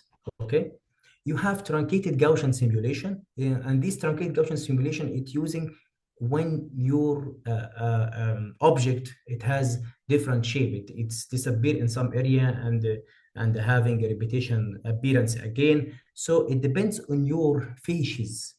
You can decide which algorithm you are doing for the populate the fishes. In the pixel based, actually, there is also truncated Gaussian simulation with the trend. It will use it for the carbonates. And also you have multi-point fishes simulation. This is with it will be advanced technique, because you are training the image describe the special correlation from one point to different kind of points to try to find the relative position for each point. It is also advanced technique for fishes interpolation and the distribution. And for the object base here, we have general object for lovial, something like that. And you can, or geobody, also you can populate your fishes. This is an example from SIS, sequential indicator simulation results. But in this one, it's random, okay, because you don't know the shape of the fishes you have. This come without any variogram algorithm. So I'm just telling you how it's shaped in your models in different compartment of your structural grids. So the workflow here, if you need to multi-realization in order to capture the uncertainty, sometimes you are using most likely fishes, maximum fishes you have. Sometimes you are using the probability of the most likely fishes, or if you're using a population per each cell. All of those integrated together with the input hard data from the fishes distribution in order to come up with the fishes distribution at the end. So different realizations will give you different uncertainty in order to capturing the real data as much as you can. The third question here, why petrophysical modeling? Because as I mentioned to you, the wells are not spares. So this photo in the 3D visualization for the wells, you have two vertical wells and one side track. So in between the wells, okay, see the wells locations, it's our spares. We only measure porosity and the permeability at the well location. Okay, but reservoir extends away. So how we can capture it, how we can model it. Okay, so petrophysical modeling allow interpolation between the wells, trying to honor as much as as can the geological trends generate for generating a 3D property distribution. It will help in controlling volumetrics because, as you can see in the equation of the Stoic calculations, it's mainly depending on the continuous property like net to gross, like porosity, like water saturation. We will discuss about those in the next slides. But the most important one is the porosity. So any error in property modeling directly impact on the reserves. It also controls the flow in dynamic simulation because it's strongly linked to the permeability. And the permeability distribution will affect the vertical permeability, KV, for the vertical direction and the horizontal direction, okay? Especially in the heterogeneity pattern of your reservoirs. Saturation distribution, it will affect also, because if you have to model with the same average permeability, okay, but different spatial distribution, they will behave very differently, okay? So it controls the capture and the capturing the reservoir heterogeneity. Petrophysical modeling reproduce these actually variation using the geostatisticals and using the variogram algorithm, okay, as we talked about, and the trends and the fishes control, because you cannot go for the petrophysical modeling until you finish your fishes modeling, because the fishes is telling you what rock is present, okay, but the petrophysical modeling tells you how good that rock is. For the deterministic actually approach in the simple interpolation between the wells for the porosity, it depends only on the weighted average interpolation, or you make a sign based on object type, or you make a sign based on the facies type. Because if your facies, you can make a sign value and let the software follow this, which is less realistic, especially for heterogeneity reservoir. But for stochastic, which is most common and better than deterministic in such area, in such algorithm, I mean, like sequential Gaussian simulation or Gaussian random function simulation. This is actually honor well data and the capturing variability and generate multiple realization for uncertainty using the approach of the variogram. Because in data analysis, you have identified the variogram for facies, and then you have identified for porosity, and any property you have to identify its variogram, because it's a value different than others, okay? So the porosity modeling tells you how much storage capacity exists in each grid cells. In each grid cells, per what? Per each zone, okay? Per each layer even of the reservoir. The modeling way actually for the porosity, either because we are discussing here about the continuous property. So the modeling way either deterministic or stochastic. So if I going for deterministic, I will go for the Kriging algorithm, and the Kriging algorithm is simple Kriging, ordinary Kriging, universal Kriging. So the limitation here of any deterministic, it will smooth the underestimates variability. So it will smooth the models, okay? And it will come with one realization only. So this is because it's averaging, moving averaging what you have from the well data. But the sequential Gaussian simulation, which is most common even in continuous property like porosity, it's preserve actually the heterogeneity, reproduce also again the multiple realization that will help you in uncertainty analysis after that. And as you can see here, this is regenerate local variation sequential Gaussian simulation for the see the difference here is totally difference between stochastic and deterministic. Which is right, which is wrong, we are not sure. We are not sure this is right. We're not sure this is right 100%. But the percentages of this what right for multiple realizations, it will be have a good, even if it is matching with the geological understanding, if it is matching with the geological sense, so it will have a reliable as much as we can nearby the real data. So the porosity modeling workflow, starting from the well logs, okay, going through upscaled the cells that respect, the high resolution log data for each. See, this is half feet log data, okay. Then we are going for the property variograms, trying to reach the maximum variance, try to get the match as much as you can.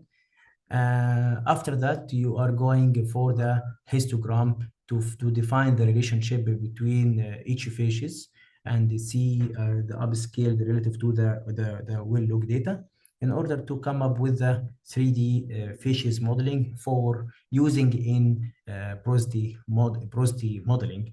And the facies and the porosity should be related to each other because this is a must, should be related to each other. For permeability modeling, the permeability here is linked to facies and the porosity, okay? Limited core permeability measurements. This is the limitation of the permeability because sometimes it's difficult to model, to be fair with you. Stochastic cloud transform try to capture data scatter range. This is actually the cloud transform between porosity and permeability, I mean. You will have a diagenesis matrix. So permeability tends to be difficult to model. If you have this diagenesis matrix, so you need to remove the effect of the matrix in order to understand the larger scale, which is the fracture contribution for the permeability. Okay, so from where you got this information? From the well test. Okay, so the permeability from the well test is calculated and by analyzing pressure response data obtained during controlled production or injection. So from well test, you can know from the flow meter here in such example, you are knowing the permeability thickness. You can have an idea about the average permeability at each wall, and you will have an evidence for large scale to understand the fracture contribution with you if you can remove the effect of the matrix from the total, okay?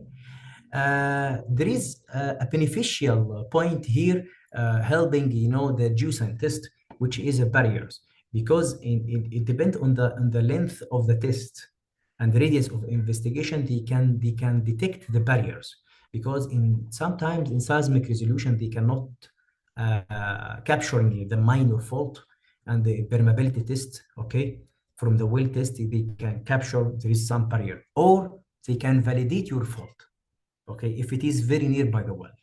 This is one of the integrated G&G data here. So I have a question here. Why flow shouldn't occur at irreducible water saturation? Okay, so I have an answer also. At irreducible water saturation, it should be the water mobility should be zero. There is no movable water saturation. Why? Because there is no water flow should occur.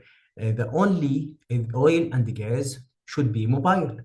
So the challenge here, if the reservoir engineer telling you, I have a flow, so there is something wrong in your setup. So you have my solution here, static model solution. You have to check to the rock typing even, because if you can see here the curve between the porosity and the permeability, you have in this value of the porosity, you have different values of permeability. However, you have one porosity function, different kinds of permeability. Okay, so even if you have a sand, okay, this sand can be categorized, can be divided into parts. Okay, so you have to reclassification the rock typing you have, even if you need to classify the porosity range. So you need to have rock typing here, okay, that having one value of permeability, you having rock typing here that having two types or two values of permeability, and the third rock typing here.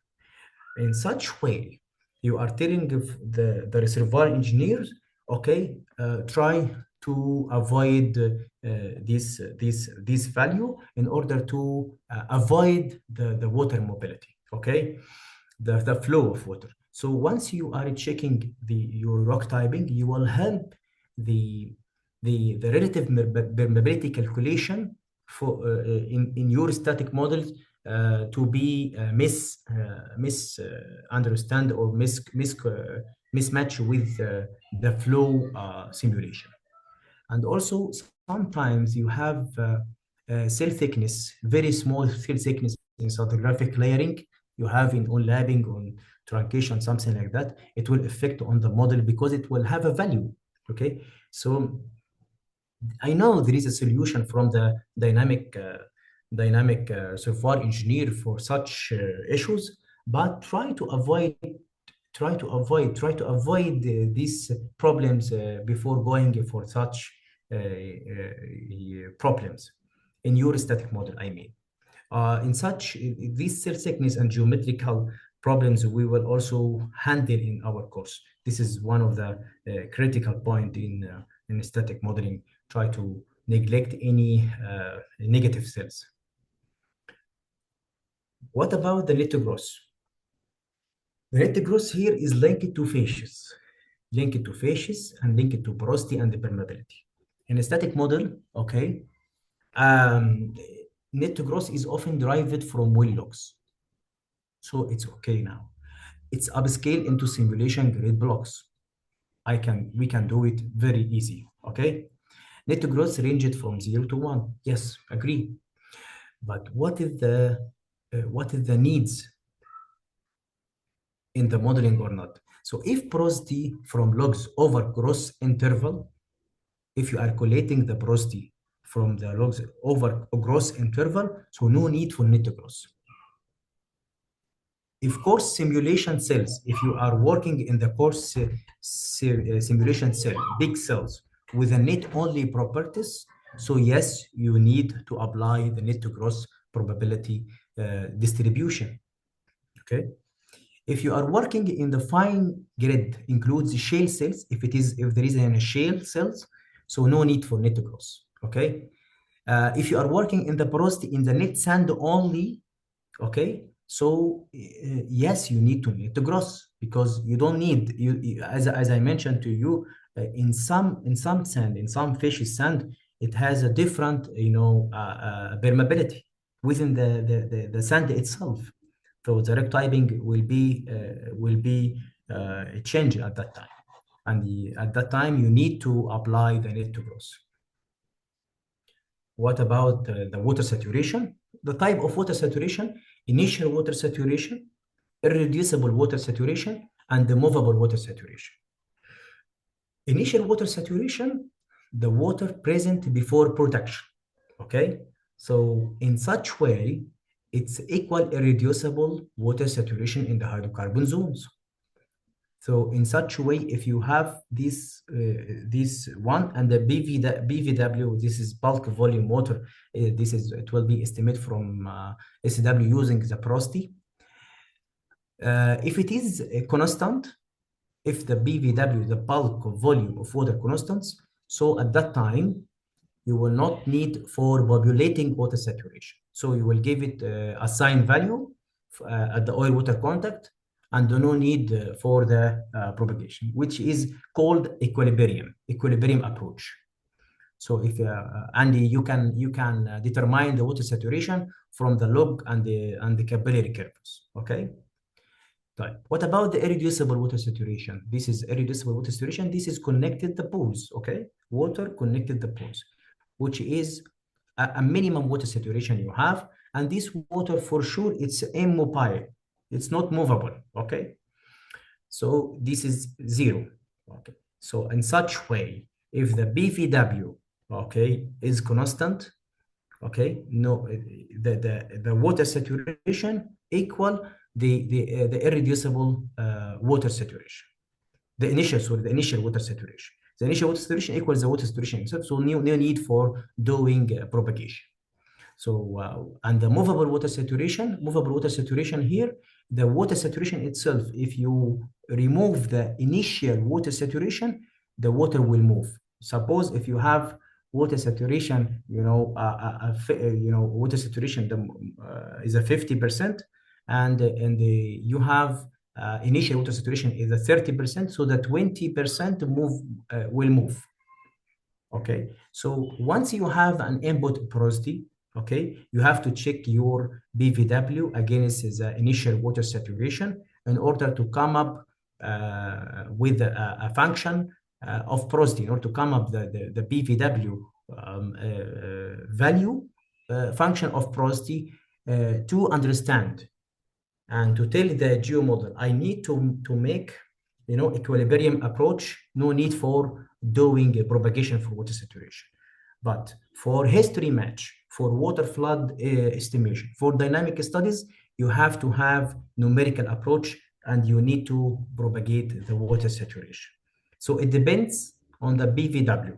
If the BVW is constant, no need, and you go for the equilibrium approach, assign value for the zonation, and assign value, just one value, I mean, for all the cells, like that, all the context, for example, like that. If not, and the flow simulation telling you there is a flow, okay, there is a flow from the water, so you need to understand through doing your analysis from the porosity input as a function for BVW, the bulk of volume water, to propagate the water saturation. For the time being, now we are finalizing the properties. We are discussing now for the properties, the phases, porosity, permeability, nitroglycerin, and water saturations. Okay, let's go for the modeling, starting with the volumetric calculation first, and uncertainty analysis, and then we are going for your questions. Volumetric calculation principle, since each cell is triangulated, so you are cutting by the cell exactly at the contacts, and you know the contacts from the cells. The input needed for volumetric calculation, this is a 3D grid. So if you need to calculate the volume for each zones, for each segment, in your models, you can calculate it after defining the contacts. You can go for the volumetric calculations and adjust the contact and do your volume calculation. It is possible to generate a contact property and making different realizations. In such way, you will have an result like Monte Carlo simulation, because here you will have, but this is in 3D now. So you will have the 3D property with different values for each of the hydrocarbon interval after your calculation for oil in place or recoverable oil, whatever you need. You are doing different realization of the volumetric calculation in the static model.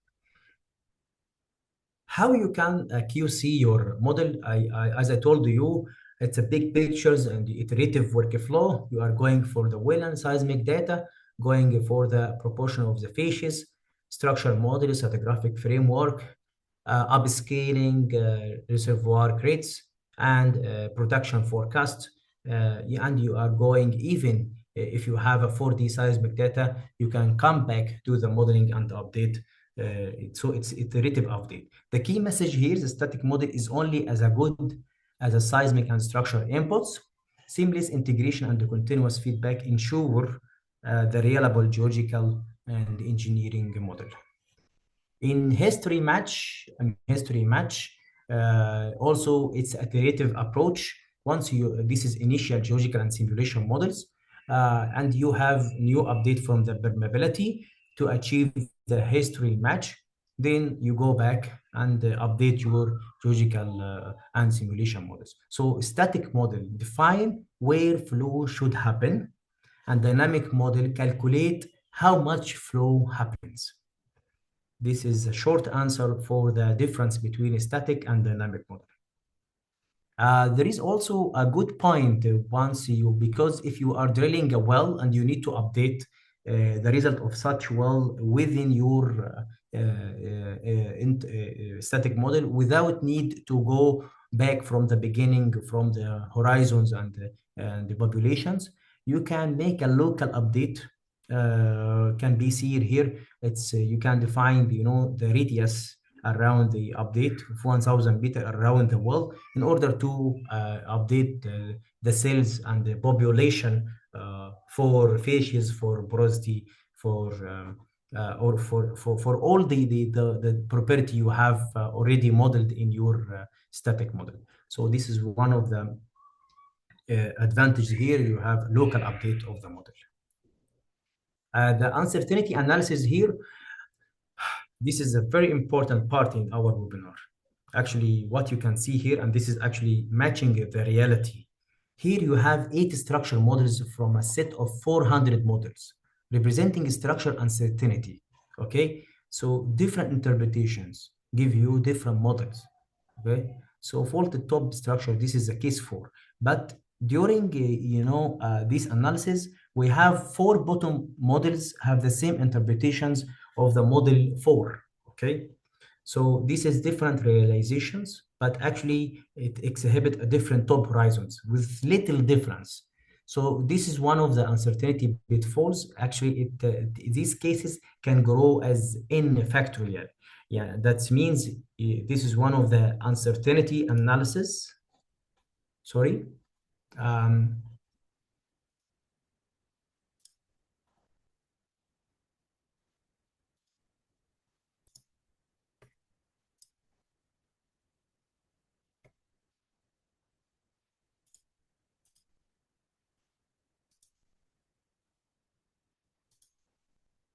do you have? Do you see my screen? Yes, we can see your screen. Yes, I have some problems. I don't know from where it's coming. It's switching off, switching on. Maybe from my Vega. Um,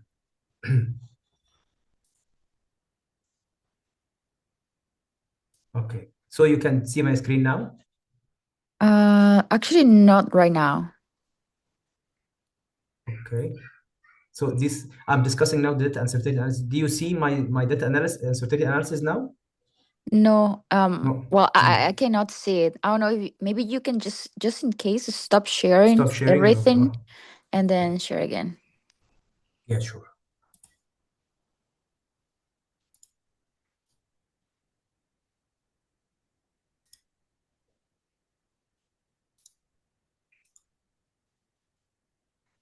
Just a minute.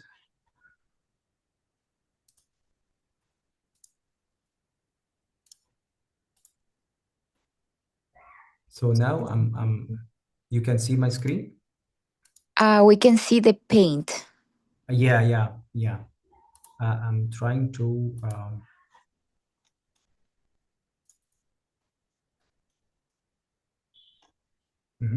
So you can see the presentation now, right?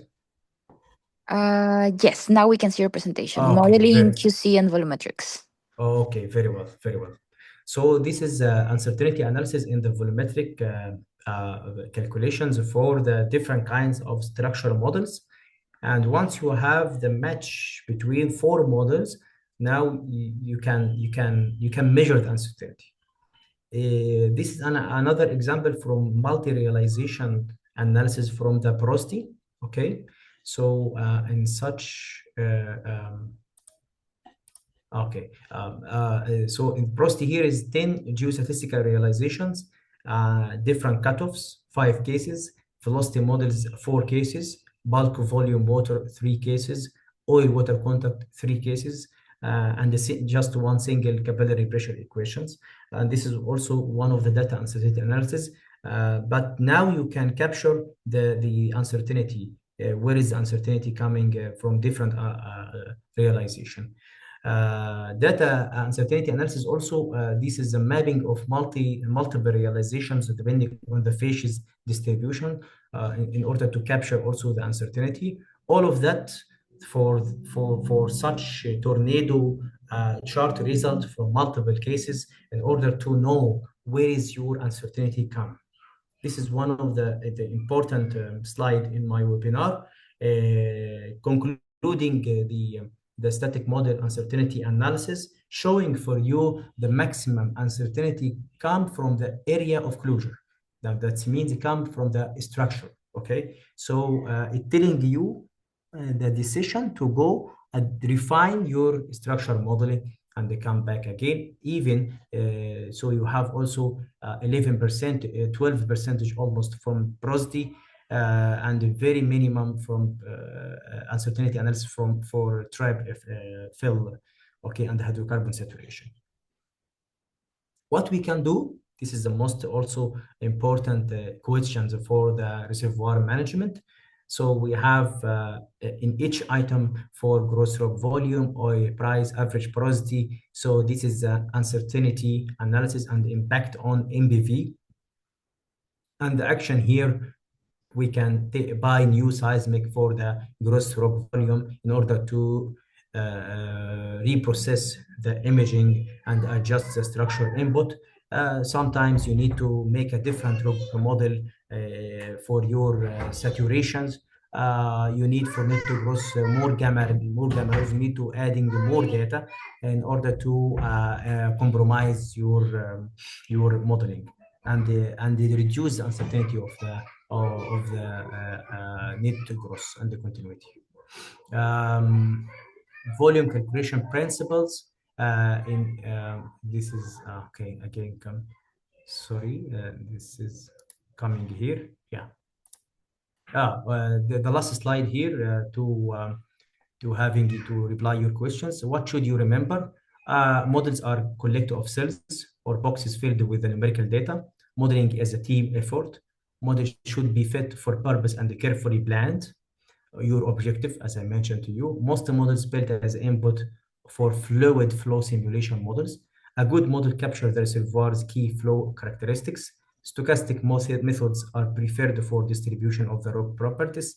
And we have to have steps in the modeling. We have collaborated stuff and plan project, gather and QC input data, build the framework, build the fishes modeling, build the rock property modeling, and then you can evaluate your model through uncertainty analysis, and then using this model as an input for the fluid flow simulation, well planning, volume, and false analysis. Thank you for attending my webinar. I hope I can deliver for you a good information that will help you in your geo modeling and understanding and uncertainty analysis. Thank you all for attending, and let's start with replying to your questions. Thank you, Mr. Mohammed. Yes, just you can check maybe in the chat section. We have Yes. some couple of questions from our attendees. Good, good, very well. What is the minimum skill of petrol required for developing the 3D model? Can a geologist with basic skill in petrol can do 3D modeling efficiently? The minimum skills of petrol, what do you mean of petrol required? You need, if you need the of petrol required, minimum skills of petrol, minimum skills you mean for your experience, okay? For petrol specs, it depends on your software. If you are asking about the specs of the software, yes, the minimum specs, it will be going for the RAM of 16 RAM, and you are going with the Vega for 4 giga. This is the minimum specs you have, and you should have a good processor and the good type of Vega like Quadro or something like that. Can a geologist with basically skill in petrol can do 3D modeling efficiently? Yes, for sure. The geologist and geo modeling can basically will have actually they can do it very well, but it needs a cooperation between multidisciplinary, as I mentioned for you, between the geophysicist, petrophysicist, and sedimentologist. It's not actually an easy for you to finalize the full picture of the modeling. But for you as a geologist, you can do your structure part. And once you are going for the population of fishes modeling, or you need to populate your property within your structure framework, you need the cooperation between the different disciplines team. So I hope I replied your message. Thank you so much for the detailed lectures. How can we propagate this methodology into fractional and the DFN modeling, especially in the carbonate context? Yes, yes, there is a different ways in carbonates, but we are discussing here, the algorithms for generally, okay. But if you remember, one of the algorithms we are discussing, mentioning for you the trend. So in carbonates, it requires trend, and I will tell you sometimes in I will show you sometimes in variograms, okay. Sometimes in variograms, this is the different kinds of variograms, and all the variograms methodology going for such cells and going flattening, okay. In carbonates reservoirs, actually there is actually similarity going, even once you go deeper, the similarity becomes still with you. So you have a trend, okay. So in order to detrend your model, there is advanced tools. We can discuss it actually more detailed in carbonate. So you have to stop your trend as telling your software, I have a cell here. Stop searching for any variance after this point. So there is a different ways with the carbonate, but it will be different than this algorithm, because carbonate, it has a trend. So it may use also the help of uh, the seismic data.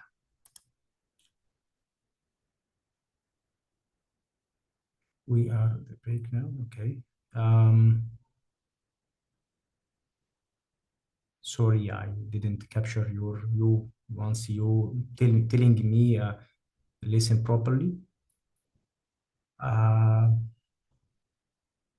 my voice was not clear because I have some notes here. Could you please check your connections? Is this still sharing pink screen? Yeah, yeah. We are passing through all of these messages before. Yes. How a deterministic and the probabilistic model differs. Okay. How and based on what I will select the minimum, mean, and the maximum of the properties. Yeah, very good questions. So as I mentioned for you, there is a difference between deterministic and probabilistic model differs. Deterministic, and you mean stochastic, okay? Because stochastic, it gives you a probabilistics. Deterministic here gives you one realization, okay, one value. But probabilistics, it gives you different realizations that you can. This is very important. So I will show you. Yes, here. This is a porosity, okay? Okay.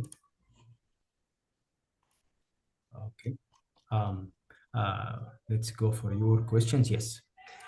This I will show you examples here. Okay. This is an example for the porosity. Okay. This is a deterministic distribution, and this is a stochastic or probabilistic approach. Okay. So deterministic here, it's a Kriging. It's a red curve here. See, it's integrating between the world data as averaging.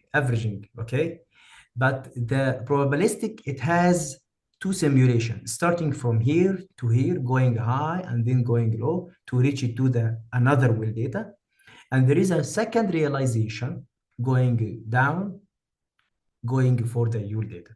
So in all the cases, we don't know which one is correct.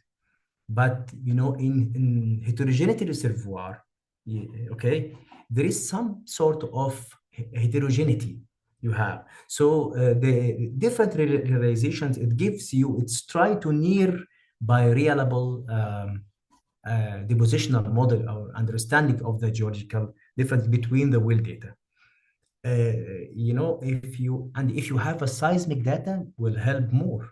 If you can doing your advanced integration will help more and more, because as we mentioned for you, you can extrapolate your porosity volume from the seismic inversion data using the model-based inversion.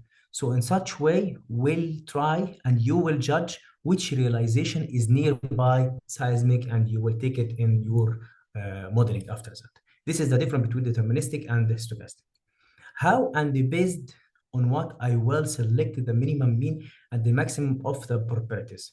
So minimum and the maximum and the mean of the properties, if you are working, it's already captured in the modeling. You get my point? Because as I mentioned for you, if you are using with the geostatistical approach, okay, for example, this property is a porosity like that, okay? So you have different realization. Sometimes it's high, sometimes it's minimum, sometimes it's mean. Okay, it depends on the algorithm you are doing itself. Okay, so if you are going for if you don't have a seismic data and you need to go in a smooth way, you are going for deterministic way, and that at that point it will be the mean approach here. So, but if you need to go for the maximum, you can select the maximum realization that respect the higher value. Okay, but you have to have see the seismic data and ask a geophysicist about in between or the derivative properties from the seismic inversion. It will be guide you very much in this. I hope also to answer your question very well. Okay, between pixel-based and object-based, which one is the best? It's not which one is the best. The pixel-based, it's actually used, I will show you, uh, in the facies modeling, because it's the object based. You already know your object from understanding from the seismic data, from the well data you have. You already know you have a fluvial channels in this one. In the pixel base, you don't know. You get my point?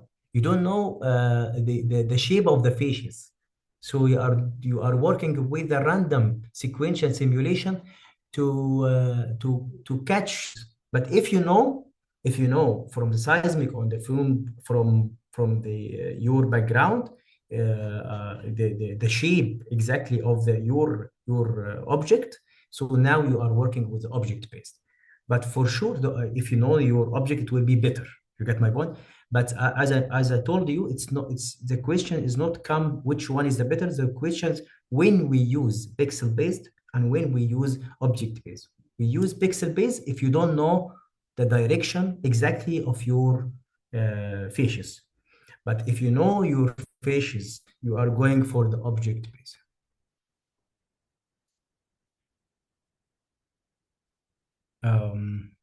In the presence of 4D seismic data, is the integration possible at the static modeling?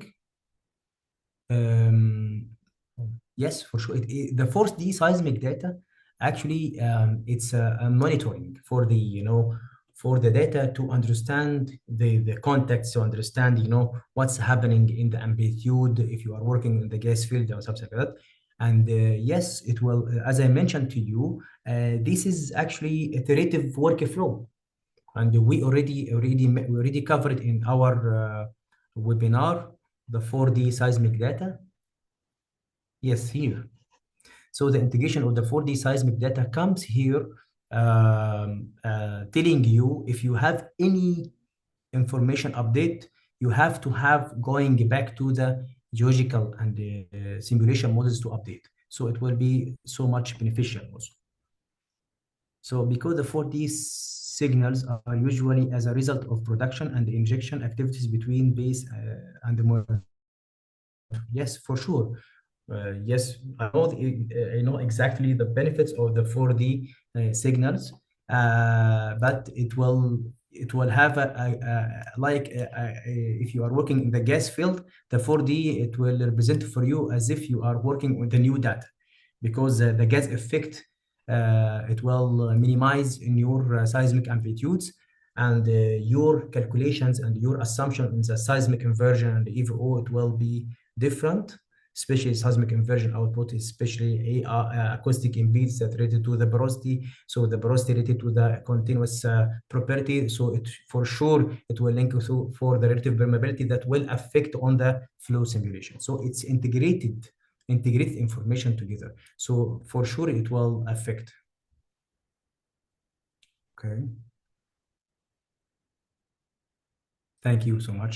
What is the difference between cell volume and the cell inside out? Okay, as I mentioned to you, the cell volumes, okay, you are after you are doing your model resolution, you are setting with the RE data, okay, and see how much cells in your model, okay. After classifications, it depends on your data. It depends on your information from the geology. What is your objective? Where is your reservoir? Is your reservoir in heterogeneity formation? So you have to add more cells in such zonation in order to come up with more detailed information in the modeling. But and this is the kind. But and there is actually QC for the cell inside out, or cell deformation of the cells. You have to make a QC before going for the stratigraphic boundary. You have to check your cells very well in order to avoid any cell negative cells and remove it from your model. Thank you so much for good words. Yes, your course be sufficient enough for fractional modeling and your course. I will add the fractional modeling. Yes, okay, no problem. I will add the fractional modeling in order to understand. It will be very heavy for me, but I will add it, no problem. How to perform QC on grid cell geometry to avoid simulation problem. Okay. Yeah, I mentioned for you how to perform QC on the grid. And cell geometry, I already answered these questions to avoid the simulation problems. Yes, cell geometry, actually, there is a workflow for it to check the negative cells to remove it from the models, okay? The QC on the grid, it's much important because it takes so much time, especially during the pillar grading process. Pillar grading process, because once you apply the skeleton, top skeleton, mid skeleton, the base skeleton, and you have truncation faults, the shape of the cells, it will deform so much, and it needs a QC very well. It needs to align direction for each fault, okay, that avoid this deformation. So it depends on the direction of the fault itself. You get my point?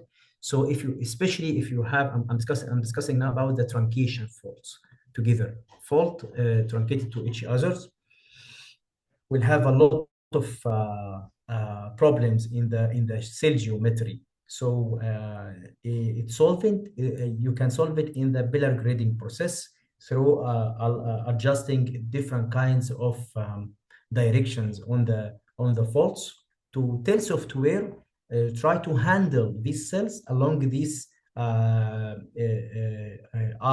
I trend or K trend or G trend, okay? Even in sometimes you are doing this trend as a boundary or the segment for your model.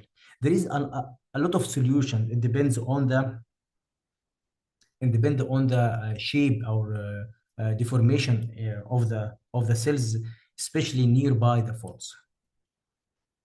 You didn't discuss about fracture, how to incorporate fracture into 3D static models. Yes, we can discuss it in our course. Yes, it will take so much time. That's why I prefer to go with the step-by-step basics and the fracture actually modeling. It will have a separate webinar and maybe a separate course, but I will involve it in my course, inshallah, to for biggest for bigger understanding for you, for all of you. It's a very information and a good lecture. Thank you so much. I appreciate uh, um, your words. Thank you for great summary and presentation. What is the importance of static rock type in 3D modeling? Yes, this is a very good question. Thank you for this. As I mentioned to you, the rock typing here, we already covered it in our webinar, especially in the permeability. Once we have this problem in the flow, okay, and we don't know where is come this flow, so so it needs here to define the rock typing. The advantage here on the importance of the static rock typing in the 3D modeling is telling software to help him during propagation of the properties or even the fishes to define the rock typing that have porosity and permeability values. Okay, so here in such examples, there is one rock type, and I have a problem in the flow simulation. So coming back to redefine the rock typing, in respecting the value of the permeability that come from the well test. Okay, even I if I know, it from the production. So this is a good beneficial here. So this is the rock typing here, respecting the different values of porosity to avoid the problem in flow simulation. So this is one of the importance for rock typing, even for population in the properties and the fish's diagenesis problem. If you have, can I apply a net cutoff by calculator after distribution and before volumetric? Yes, yes. You can apply the cutoffs by calculator and distribution and before volumetrics, but it should come back. It should you should redistribute your property again, because the cutoffs here it will cover the continuous property like a porosity and the water saturations, but you already have a distribution for the fishes, and once you adjust the cutoffs for the continuous property, you can redistribute the property again before volumetric. Yes, you can. Thanks so much. Can we have the recording video or material of this good presentation? Thank you. Appreciate your words, excellent presentation. Thank you so much. Yes, thank you all for your questions and interest and these good words for me. And hope to see you, all of you, in my courses. It's not a marketing for sure, but I'm telling you what I'm going to add in my courses. I will cover again all these theoretical points. In addition, we will have a workshop. This workshop we'll do it live together, okay, using a special platform that we can agree together on it. And also there is a videos for each step. I can do it from the structure till volumetric. So we will do it alive, and we will have a video for each step after the course, in order to, once you if you uh, if you forget the steps, you will have it and you will remember from the course, inshallah. Thank you all for attending, and thank you for good words. Thank you. Thank you. Thank you, Mr. Mohammed. Thank Appreciate it. you, everyone, for your time and attention. Also, thank you for the questions that you've been doing. We truly appreciate for joining today. A very special thank you to Mr. Mohammed again for Thank you, delivering inshallah. such an insightful and valuable presentation. We truly appreciate your expertise, that you're sharing this expertise, your knowledge, and you didn't hesitate to share all that with us today. Thank So you. thank you so much. Thank you. Just to answer your question about the recording, you can find this recording in our YouTube channel of Mega Plus and Oil and Gas Solution. So you can go there, visit us, and watch the video again. We look forward to connecting with you again soon, and have a wonderful afternoon, evening. Thank you. Goodbye. Thank you. Thank you so much.